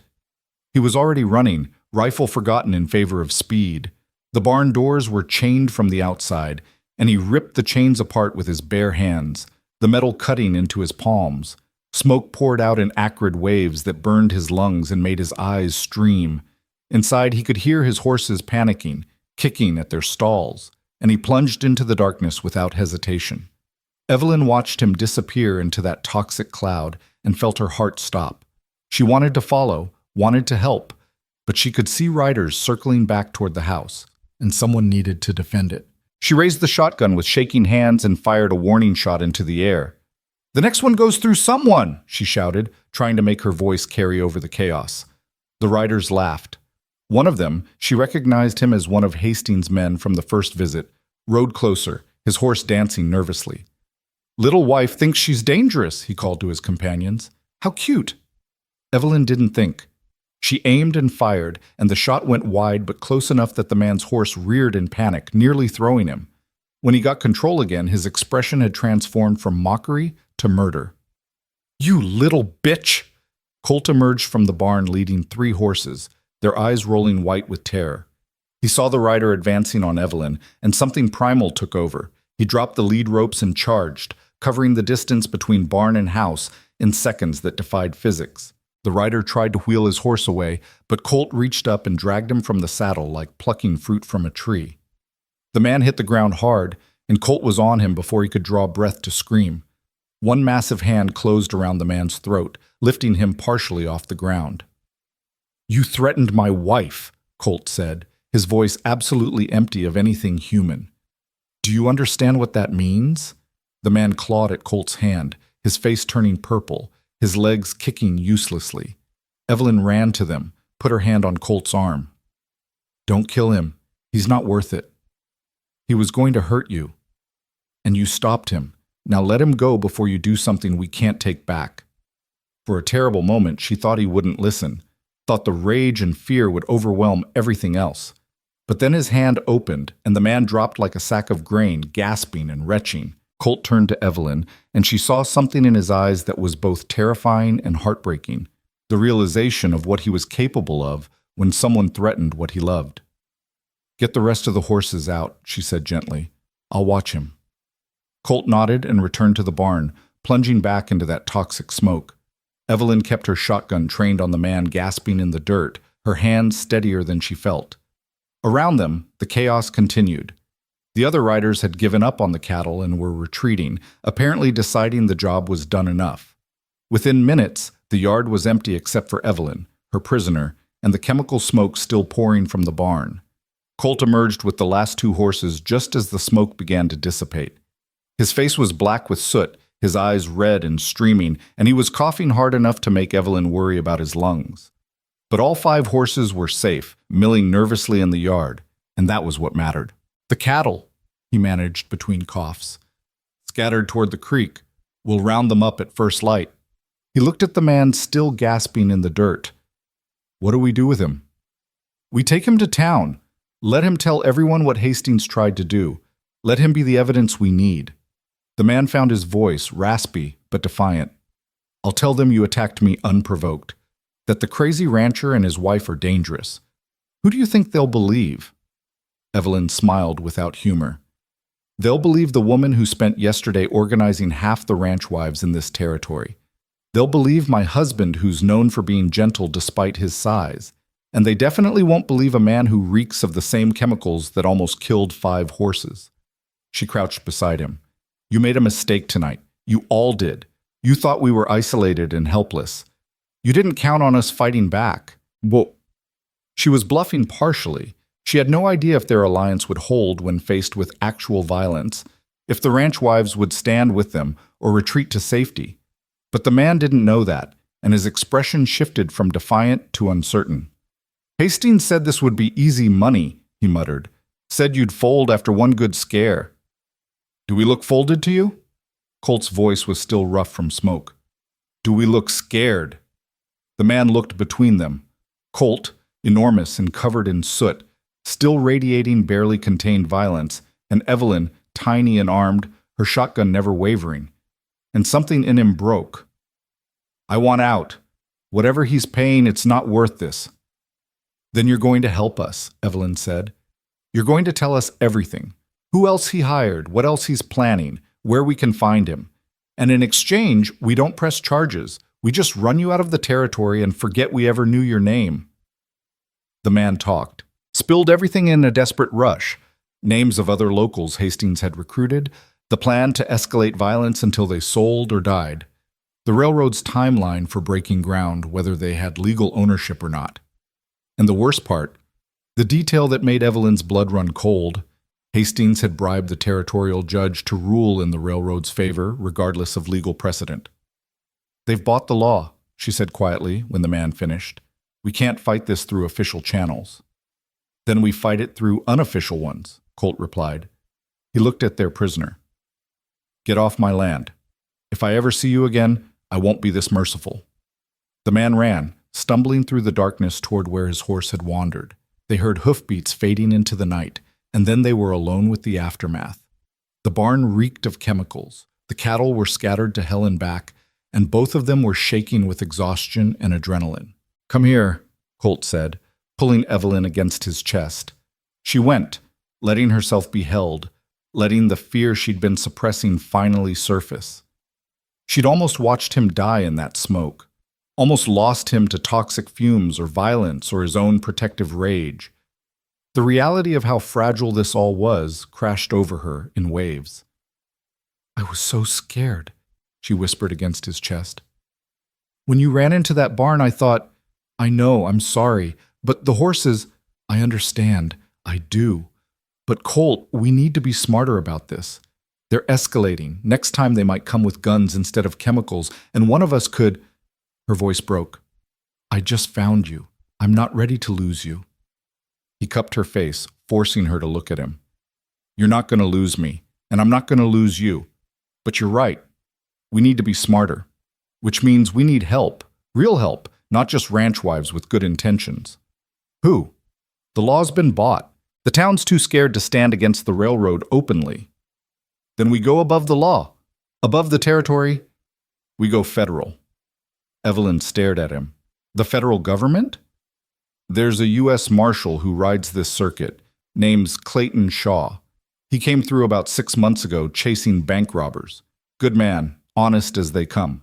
If we can get word to him about what's happening, bribery, intimidation, violence, he'll have jurisdiction that supersedes the territorial judge. How do we reach him? Telegraph office in Cheyenne. 3 days' ride if we push hard. He looked at the barn, the scattered remains of their night. But it means leaving the ranch vulnerable. Or we split up. One of us goes for the marshal, one stays to defend the property. Absolutely not. We're not separating. That's exactly what they want. Then we get creative. Evelyn's mind was already racing ahead, forming plans. Mrs. Chen's son. He's young, fast, knows the territory. We send him to Cheyenne with a message while we fortify here. Meanwhile, we use our alliance, get people to come stay with us, make it clear that attacking us means attacking the whole community. It was risky. It relied on people being braver than fear usually allowed. But it was the only plan that didn't involve splitting up or abandoning their home, and right now, those were the only two options Colt refused to consider. They spent the rest of the night securing what they could and planning for dawn. By the time the sun rose, painting the smoke-damaged barn in shades of amber and gold, they had a strategy. Colt would ride into town at first light to arrange things with Mrs. Chen and gather any willing defenders. Evelyn would stay at the ranch, armed and ready, guarding what was theirs. I don't like leaving you alone, Colt said as he saddled his horse. The sun was barely cresting the mountains, and the morning air was sharp with cold and the lingering smell of chemicals. I'm not alone. I have 5 horses, a scattered herd of cattle, and enough ammunition to hold off a small army. She checked the shotgun again, more for comfort than necessity. Besides, it's just a few hours. You'll be back by noon. If anything happens, I know. Fire 3 shots. You'll hear them and come running. She reached up and pulled his face down to hers, kissing him hard. Go. The faster you leave, the faster you return. He rode out with visible reluctance, looking back 3 times before the ranch finally disappeared from view. Evelyn watched him go, then turned to survey her domain. The barn still reeked but was structurally sound. The cattle would need rounding up, but that was work for after Colt returned with reinforcements. For now, she had the house to secure and defenses to prepare. She was hauling water from the well when she heard the horse approaching. Her hand went instinctively to the pistol at her hip, but she relaxed slightly when she recognized the rider, Tommy Briggs, the boy they'd caught trying to burn the barn, riding like the devil himself was chasing him.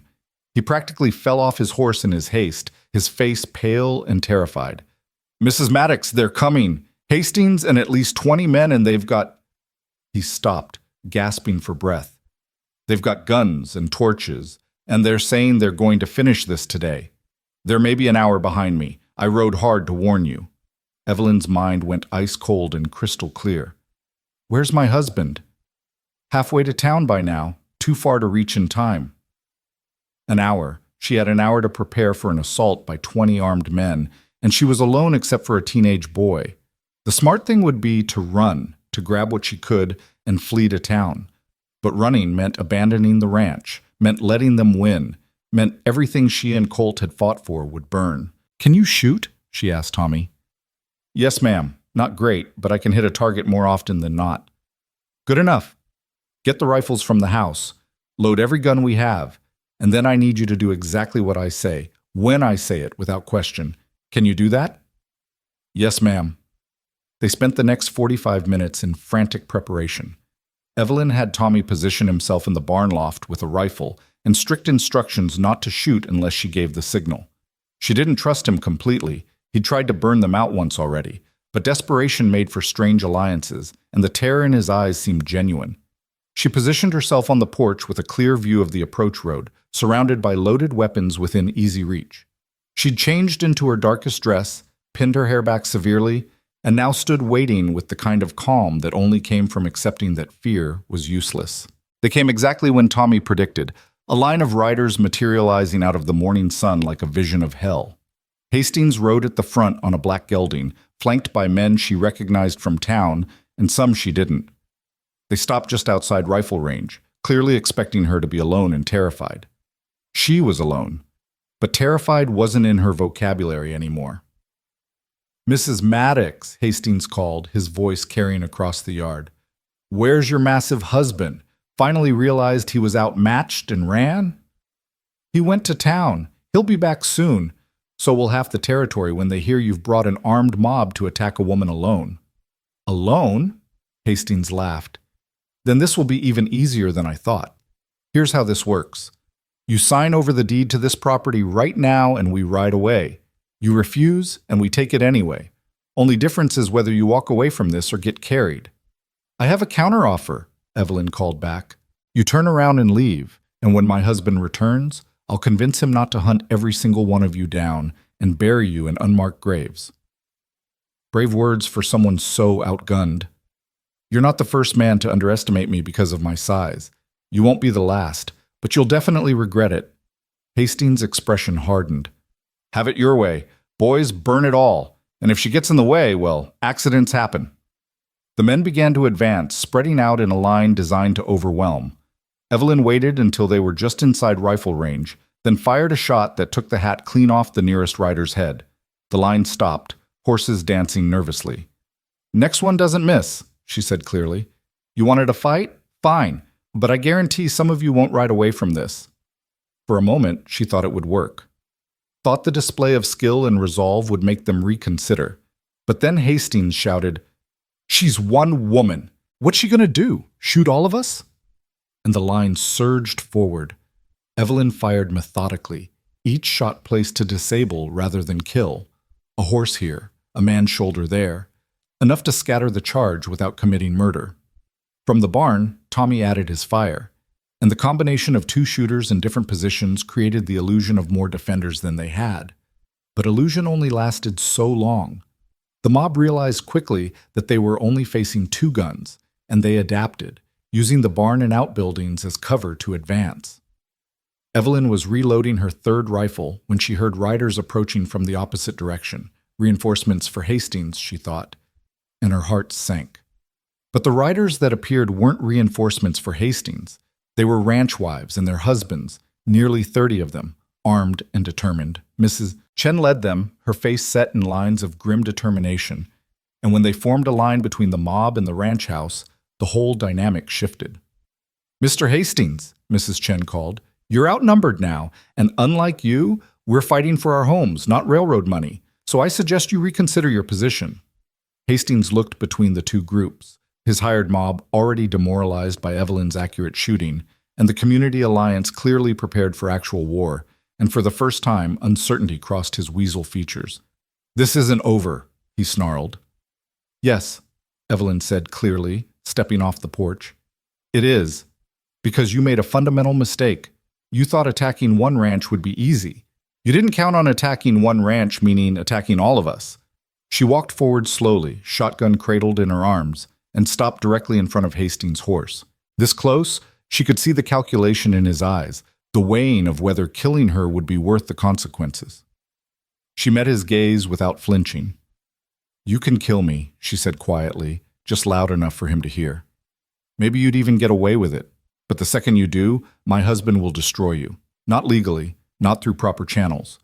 He'll hunt you to the ends of the earth and rip you apart with his bare hands. And the thing is, Mr. Hastings, that's not a threat.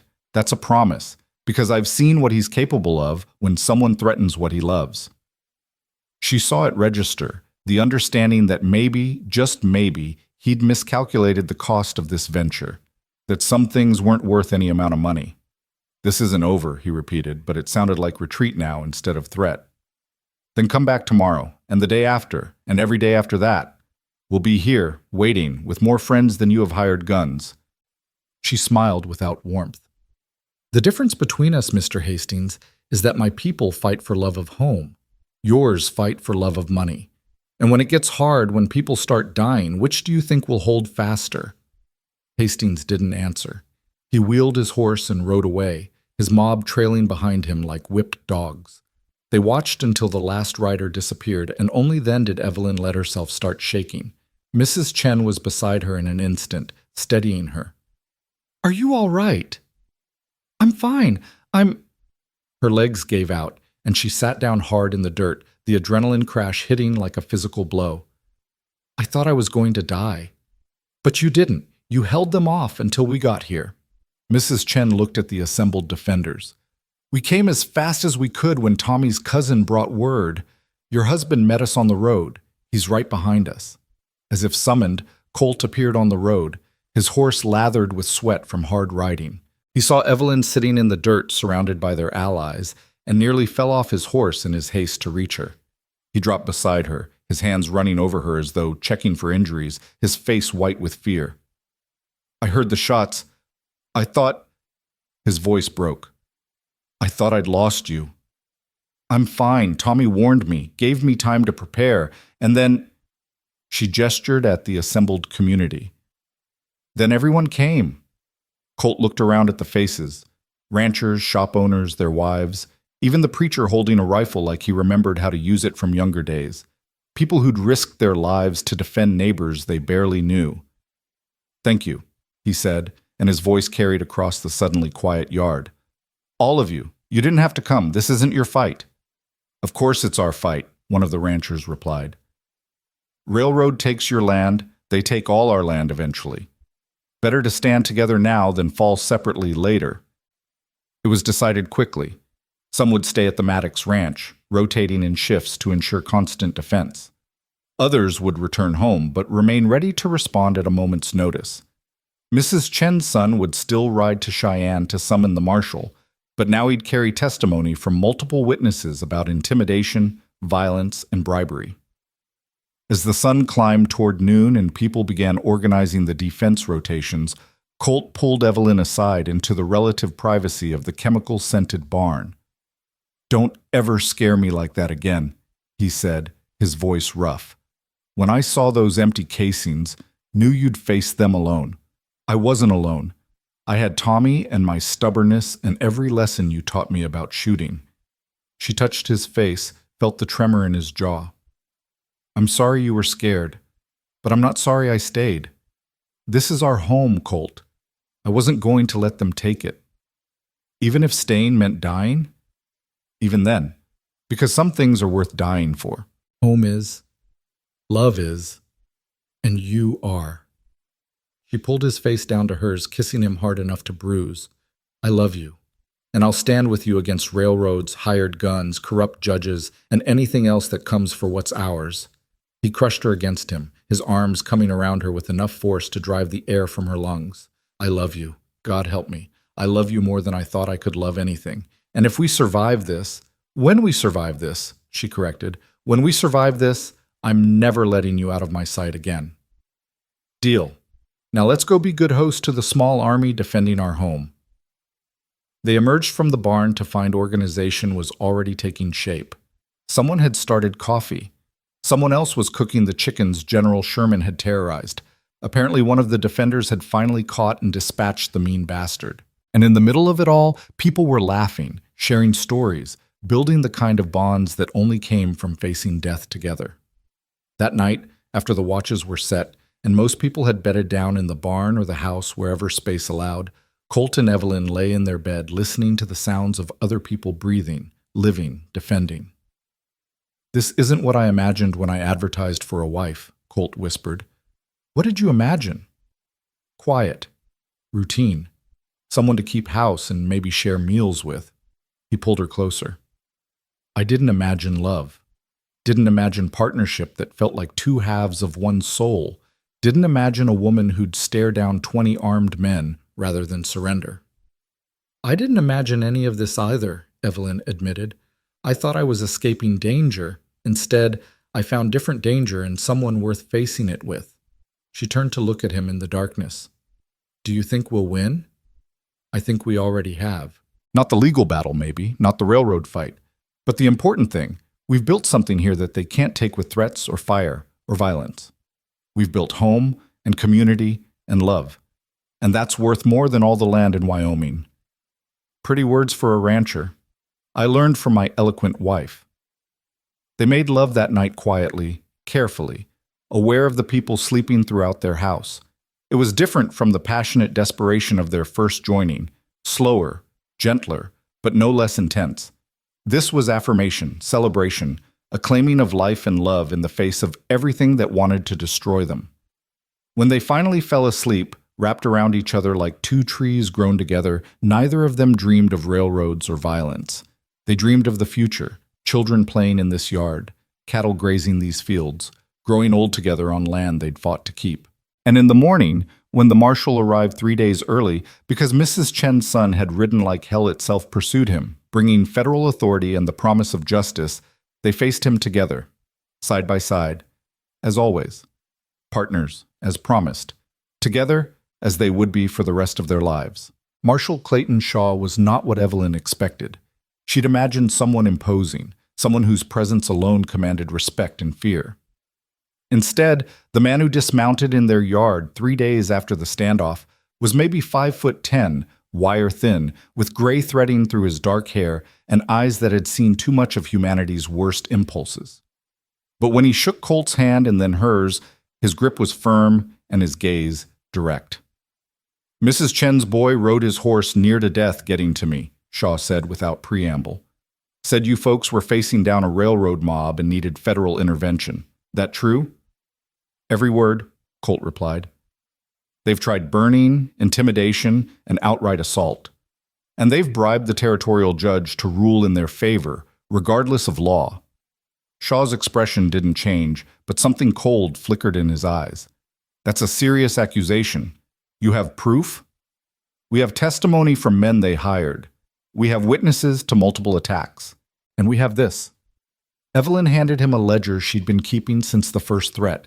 Dates, names, incidents, everything documented in her neat schoolteacher's handwriting. "I've recorded every interaction, every threat, every act of violence or intimidation." The marshal took the ledger, flipping through pages with increasing attention. When he reached the entry about the chemical smoke attack on the barn, he stopped and looked up. "They tried to kill your horses with poisoned smoke? And scattered our cattle, and threatened to escalate to murder if we didn't sell." Evelyn met his gaze steadily. "Marshal Shaw, we're not asking you to choose between us and progress. We're asking you to enforce the law that says railroads can't terrorize citizens into surrendering property. The law says a lot of things. Question is whether anyone's willing to enforce it when money and power say otherwise." He closed the ledger. "But that's why they send federal marshals to territories, to be the enforcement when local authority fails or is compromised. I'll need to interview your witnesses, examine the evidence, and then I'll pay Mr. Hastings a visit." The interviews took most of the day. Tommy Briggs came forward, pale and nervous, and told everything, how Hastings had recruited him, what they'd been paid, what they'd been ordered to do. Other locals followed, men who'd taken railroad money for what they thought would be easy intimidation and found themselves accessories to escalating violence. Mrs. Chen provided testimony about the threats made in her store. The ranchers who'd defended the Maddox property told their stories. By sunset, Shaw had a picture of systematic intimidation backed by corrupted authority. "This is enough," he said finally, standing on the Maddox porch as the last of the witnesses departed. "More than enough to arrest Hastings and his key men. The question is whether it's enough to stop the railroad permanently." "What do you mean?" Evelyn asked. "Hastings is just an employee.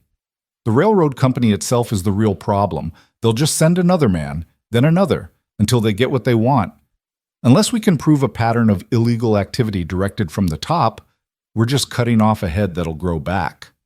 Colt's jaw tightened. "So we go through all this, and they still win?" "I didn't say that. I said we need to be smarter." Shaw looked at them both.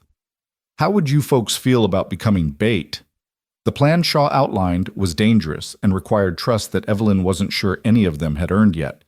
But it was also the only path forward that didn't involve endless cycles of violence and intimidation. The marshal would arrest Hastings publicly, make a show of taking him to Cheyenne for federal prosecution. This would force the railroad to send someone higher up the chain, someone with authority to negotiate, or more likely, to escalate. When that person arrived, they'd be walking into a trap where every word, every threat, every bribe attempt would be witnessed by federal authority and documented for prosecution. "You're asking us to paint targets on our backs," Colt said flatly. "I'm asking you to finish what you started. You stood up to these bastards once. Do it again, but this time with the law actually on your side instead of bought and paid for. Shaw's expression softened slightly. I won't lie to you. It's risky, but it's the only way to stop this permanently, not just for you, but for every other rancher they'll target next. Evelyn and Colt exchanged glances, an entire conversation happening in the space between heartbeats. They'd already risked everything. What was one more gamble if it meant ending the threat forever? We'll do it, Evelyn said, but we do it our way, with our people watching our backs. Wouldn't have it any other way, ma'am. Hastings was arrested the next morning in spectacular fashion, Shaw and two deputized ranchers dragging him from the Silver Ridge Hotel in handcuffs while half the town watched. Hastings screamed about lawyers and connections and how this was all a mistake, but Shaw just kept walking, his face carved from stone, until Hastings was loaded into a wagon bound for Cheyenne. The response came faster than expected. 3 days after Hastings' arrest, a private train car arrived at the Silver Ridge Depot carrying Herbert Westbrook III, Regional Director for Continental Railroad, and a man who exuded wealth and entitlement from every pore. He checked into the hotel, sent word that he wished to meet with the Maddoxes to resolve this unfortunate misunderstanding, and waited. He's smoother than Hastings, Shaw warned them. He'll offer you money, then sympathy, then veiled threats all wrapped in silk. Don't let the Polish fool you. He's more dangerous because he knows how to make evil look reasonable. The meeting was set for neutral ground, the Silver Ridge Church, with Preacher Dalton present as witness. Evelyn wore her best dress, the dark green wool she'd been married in, and Colt wore a clean shirt that made his shoulders look impossibly broad. They walked into that church holding hands, presenting a united front, and found Westbrook waiting with the kind of smile that didn't reach his eyes. Mr. and Mrs. Maddox, he said, rising with practiced grace. Thank you for agreeing to meet. I'm afraid my employee, Mr. Hastings, quite overstepped his authority. The railroad deeply regrets any distress you've experienced. Distress, Colt repeated flatly. Is that what you call attempted arson, assault, and death threats? Unfortunate miscommunications that I'm here to rectify. The Continental Railroad is prepared to offer you $25,000 for your property, well above market value, plus relocation assistance and a guarantee of employment for Mr. Maddox at any of our facilities. It was a good offer, better than good. It was enough money to start over anywhere, to build a new life without violence or fear. Evelyn felt the temptation of it, the seductive whisper that maybe surrender wasn't the same as defeat. But then she looked at Colt and saw his jaw set in that stubborn line she'd come to love, and she knew they'd never take it. This land was more than property. It was history, legacy, home. No, Evelyn said clearly. We're not selling. Westbrook's smile never wavered. Mrs. Maddox, I understand sentiment. Truly, I do. But let's be practical. The railroad is coming through this valley regardless of your feelings. We have government contracts, investor commitments, and public necessity on our side. You can profit from progress or be crushed by it. I'm offering you the former. You're offering us blood money to surrender what we've fought to keep. The answer is no. The smile finally cracked, just slightly. Then let me be more direct. We have the territorial governor's support. We have financial resources you can't imagine. We have the ability to make your lives so difficult, so unbearable, that you'll beg us to buy you out.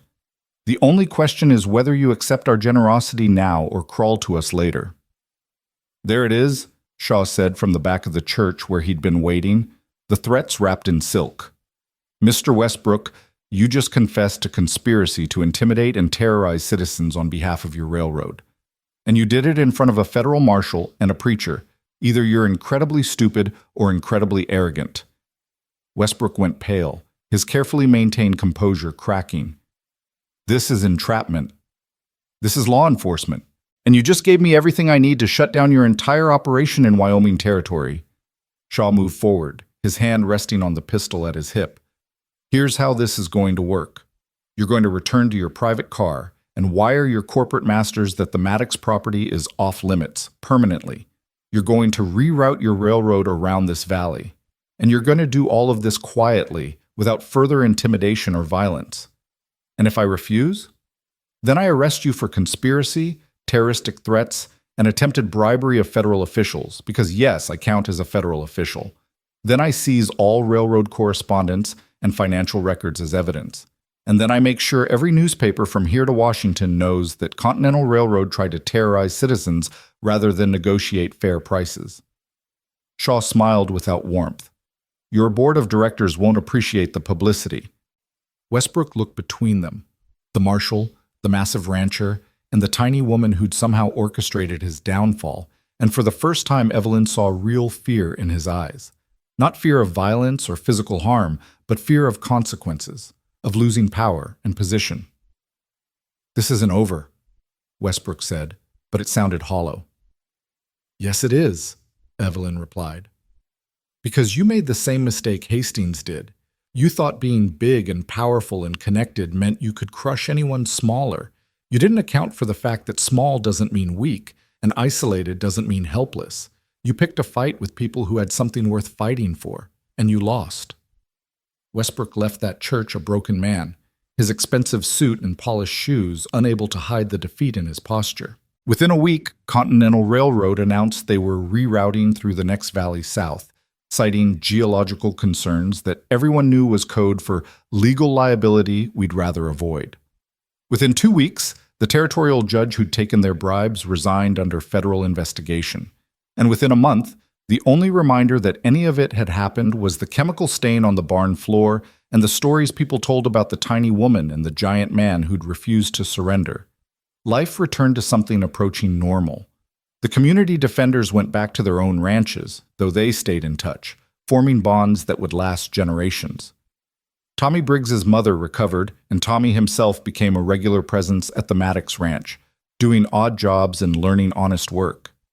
Even General Sherman's reign of terror ended, the rooster having met his fate in a stew pot and apparently being delicious despite his meanness.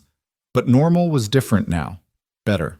Evelyn and Colt moved through their days with the easy rhythm of people who'd been forged in fire and come out stronger. They worked the ranch together, her small hands and his large ones both necessary for different tasks. They laughed more, argued less, and touched constantly, small reassurances that they were both still there, still together, still alive. The nightmares came sometimes, for both of them. Evelyn would wake gasping from dreams of chemical smoke and armed men, and Colt would hold her until the fear passed. Colt would wake reaching for weapons that weren't there, and Evelyn would talk him down from whatever battle he was refighting in sleep. They learned to be each other's anchor, each other's safety, each other's home. Summer gave way to fall, and fall to the first hard frosts of approaching winter. They prepared the ranch for cold months, stocking supplies, reinforcing buildings, making sure they had everything needed to weather isolation. It was during one of these preparation days, while Evelyn was preserving the last of the garden vegetables, that she realized her monthly courses were late.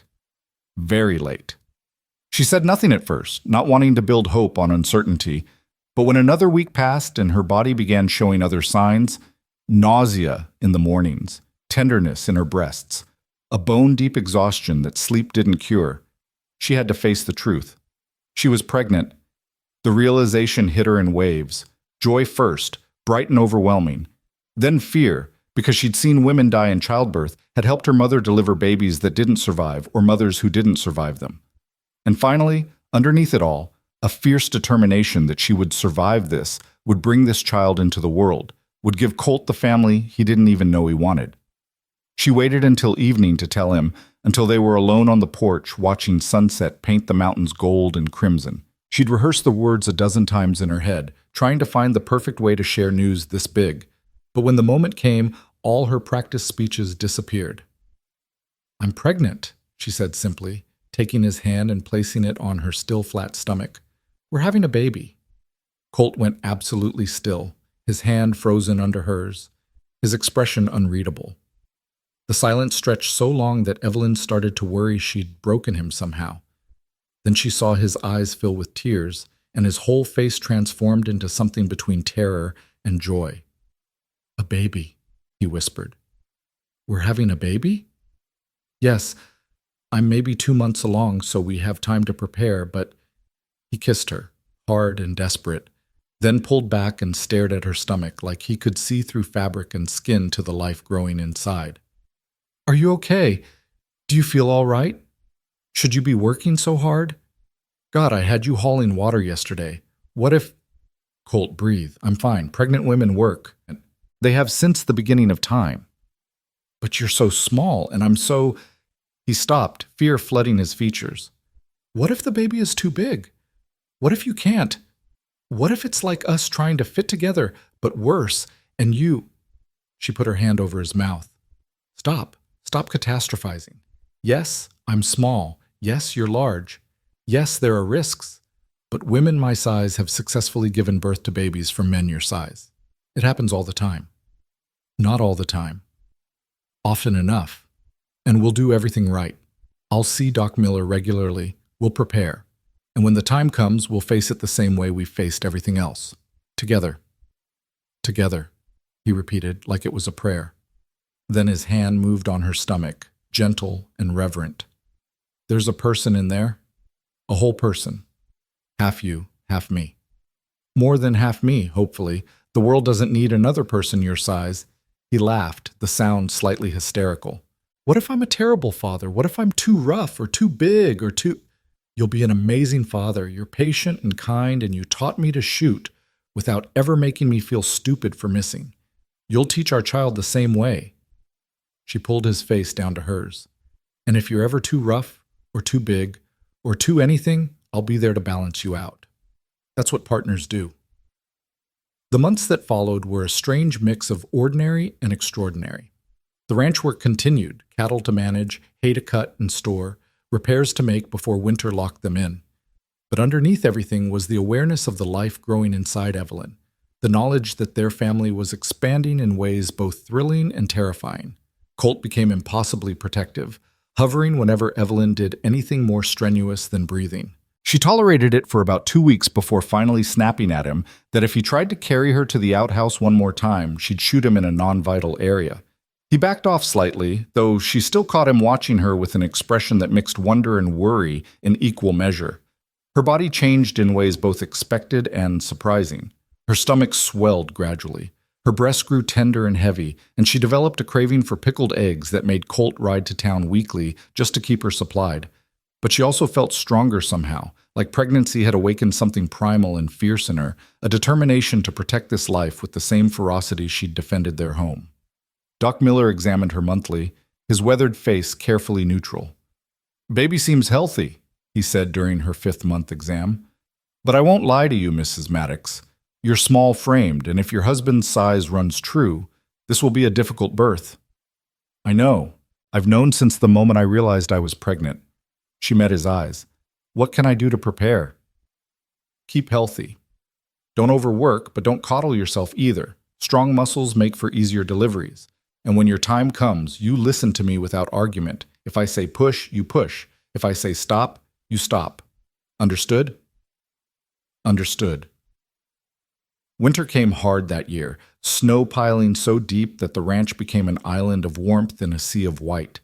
They were snowed in for weeks at a stretch, just the two of them and the animals, and Evelyn discovered that isolation wasn't lonely when you were with the right person.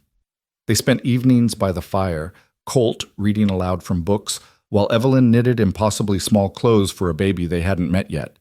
They made love carefully, Colt terrified of hurting her or the baby, Evelyn having to constantly reassure him that pregnant women didn't break from intimacy. "I'm going to miss this," she said one night, her head pillowed on his chest, his hand tracing patterns on her swollen belly. "Miss what?" "It being just us. I love this baby already, but I'm going to miss the quiet, the simplicity of only having to worry about each other. We'll figure it out. We figured out everything else." His hand stilled as something moved under his palm, the baby kicking, a feeling that never stopped being miraculous. "God, that's amazing. That's a person in there, our person.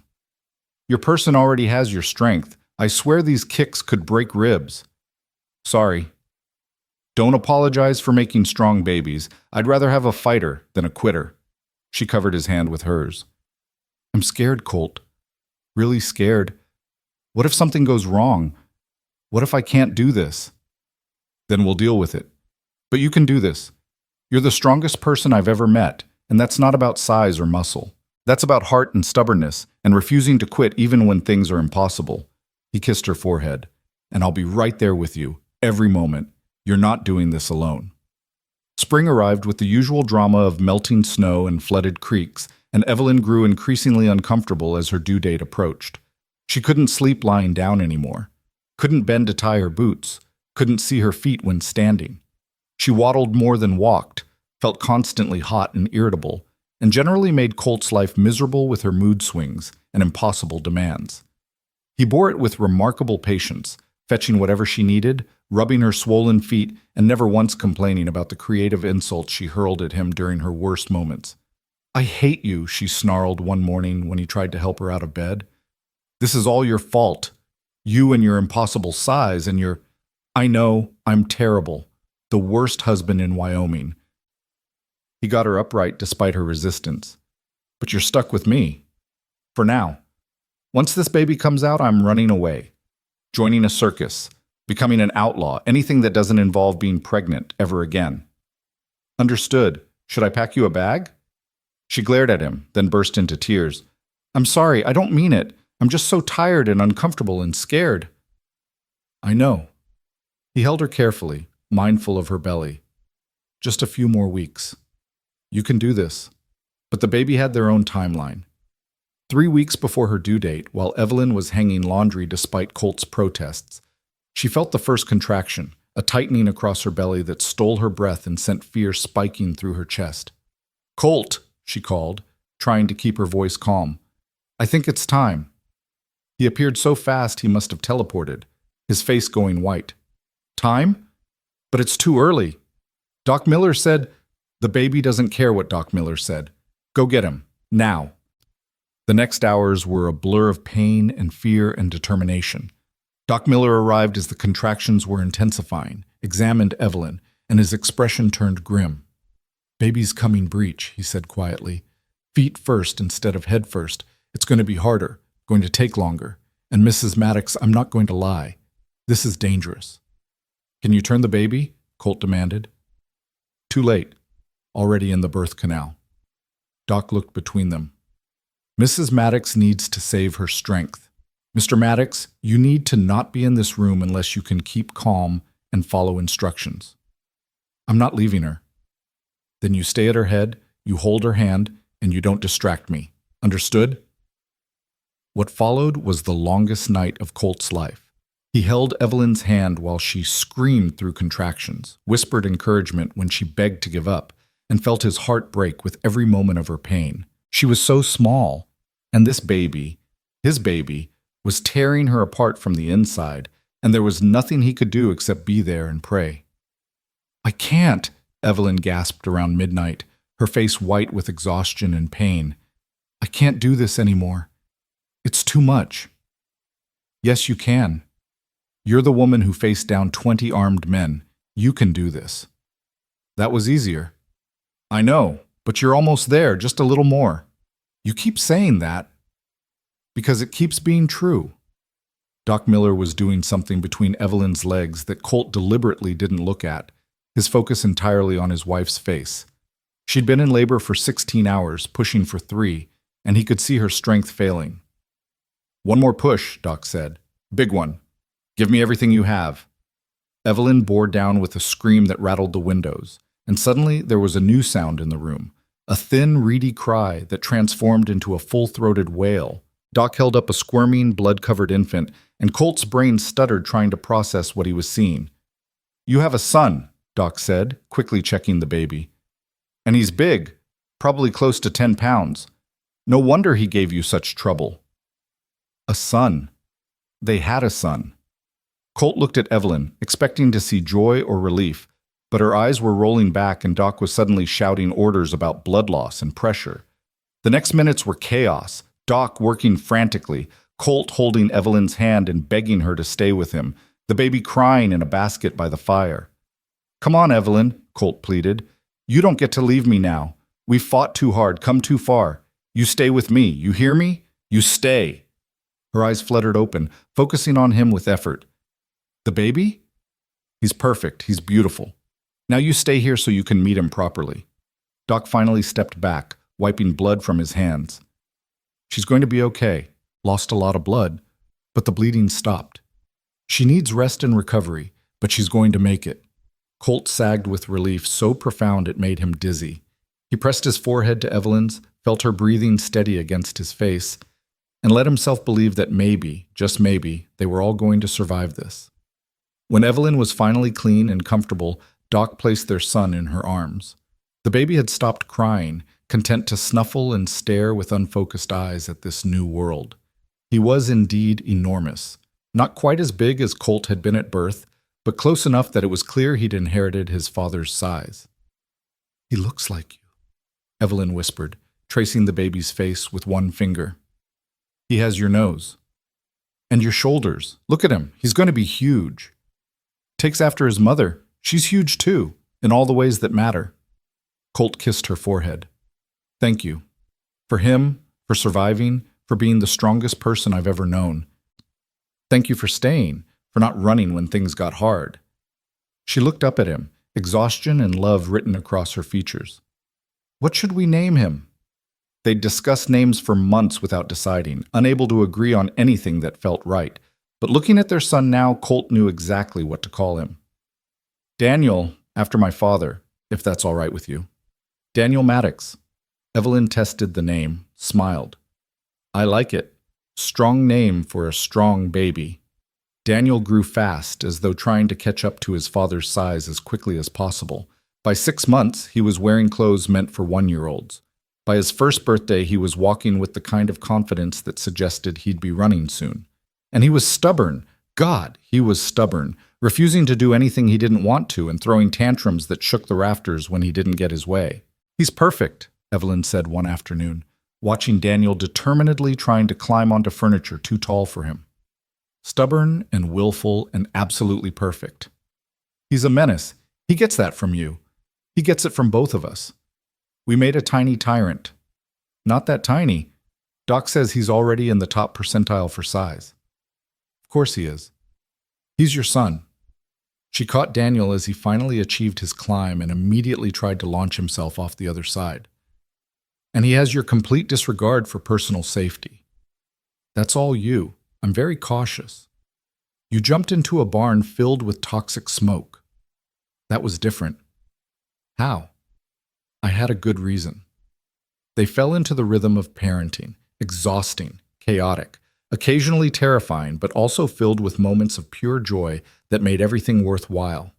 Daniel's first word was mama, which made Evelyn cry. His second was horse, which made Colt proud.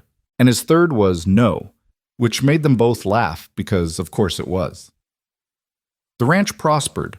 With the railroad threat gone, land values stabilized, and their cattle business grew. They hired help as they needed it, built additional outbuildings, and slowly transformed the property from a bachelor's rough homestead into a genuine family ranch. Tommy Briggs became their foreman, having proven himself trustworthy and hardworking. Mrs. Chen's son took over his mother's store when she retired, and the community that had defended them became extended family, gathering for celebrations and supporting each other through hardships. On Daniel's second birthday, they held a party that brought half the territory to their ranch. Children played in the yard, adults shared food and stories, and Evelyn stood on the porch watching it all with a sense of profound gratitude. "Thinking deep thoughts?" Colt asked, appearing beside her with Daniel balanced on his hip. "Thinking how far we've come. 2 years ago, I was a desperate woman answering an ad from a desperate man. Now look at us. We're not desperate anymore. We're happy. We built something real. A home, a family, a life worth living." She leaned against him, fitting perfectly under his arm the way she always had. "I never imagined this when I stepped off that stagecoach. Never imagined love or partnership or any of this. Neither did I. I thought I'd live alone, that I was too big and too broken for anything else. And then you showed up, tiny and fierce, and completely ruined my plans for lonely solitude." "Sorry, not sorry." "Same." He kissed the top of her head, Daniel squirming between them, demanding attention. "You know what the best part is?" "What?" "We're still learning. still figuring each other out, still discovering new ways to fit together. His arm tightened around her. I love you more today than I did yesterday, and I'll love you more tomorrow than I do today. That's what we built. Not just a home or a family, but a love that keeps growing. Evelyn felt tears prick her eyes, the happy kind that came from overwhelming emotion. You're not supposed to be poetic. You're a rancher. I'm a rancher married to a school teacher. Some of your words had to rub off eventually. They stood there together, watching their community celebrate, their son babbling contentedly, the mountains standing eternal guard over land they'd fought to keep. The sun was setting, painting everything gold, and Evelyn thought about all the impossibilities they'd overcome. Size differences that shouldn't work but did, threats that should have broken them but didn't, a love that shouldn't have been possible but became the foundation of everything they were. What are you thinking about? Colt asked.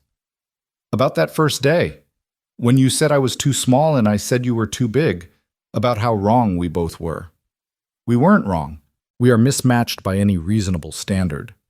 But we match where it matters, in stubbornness and courage and determination not to quit, in the ways we protect each other and build each other up, in love. She turned to face him fully, Daniel protesting at being jostled. We're proof that the impossible is just the improbable that hasn't happened yet.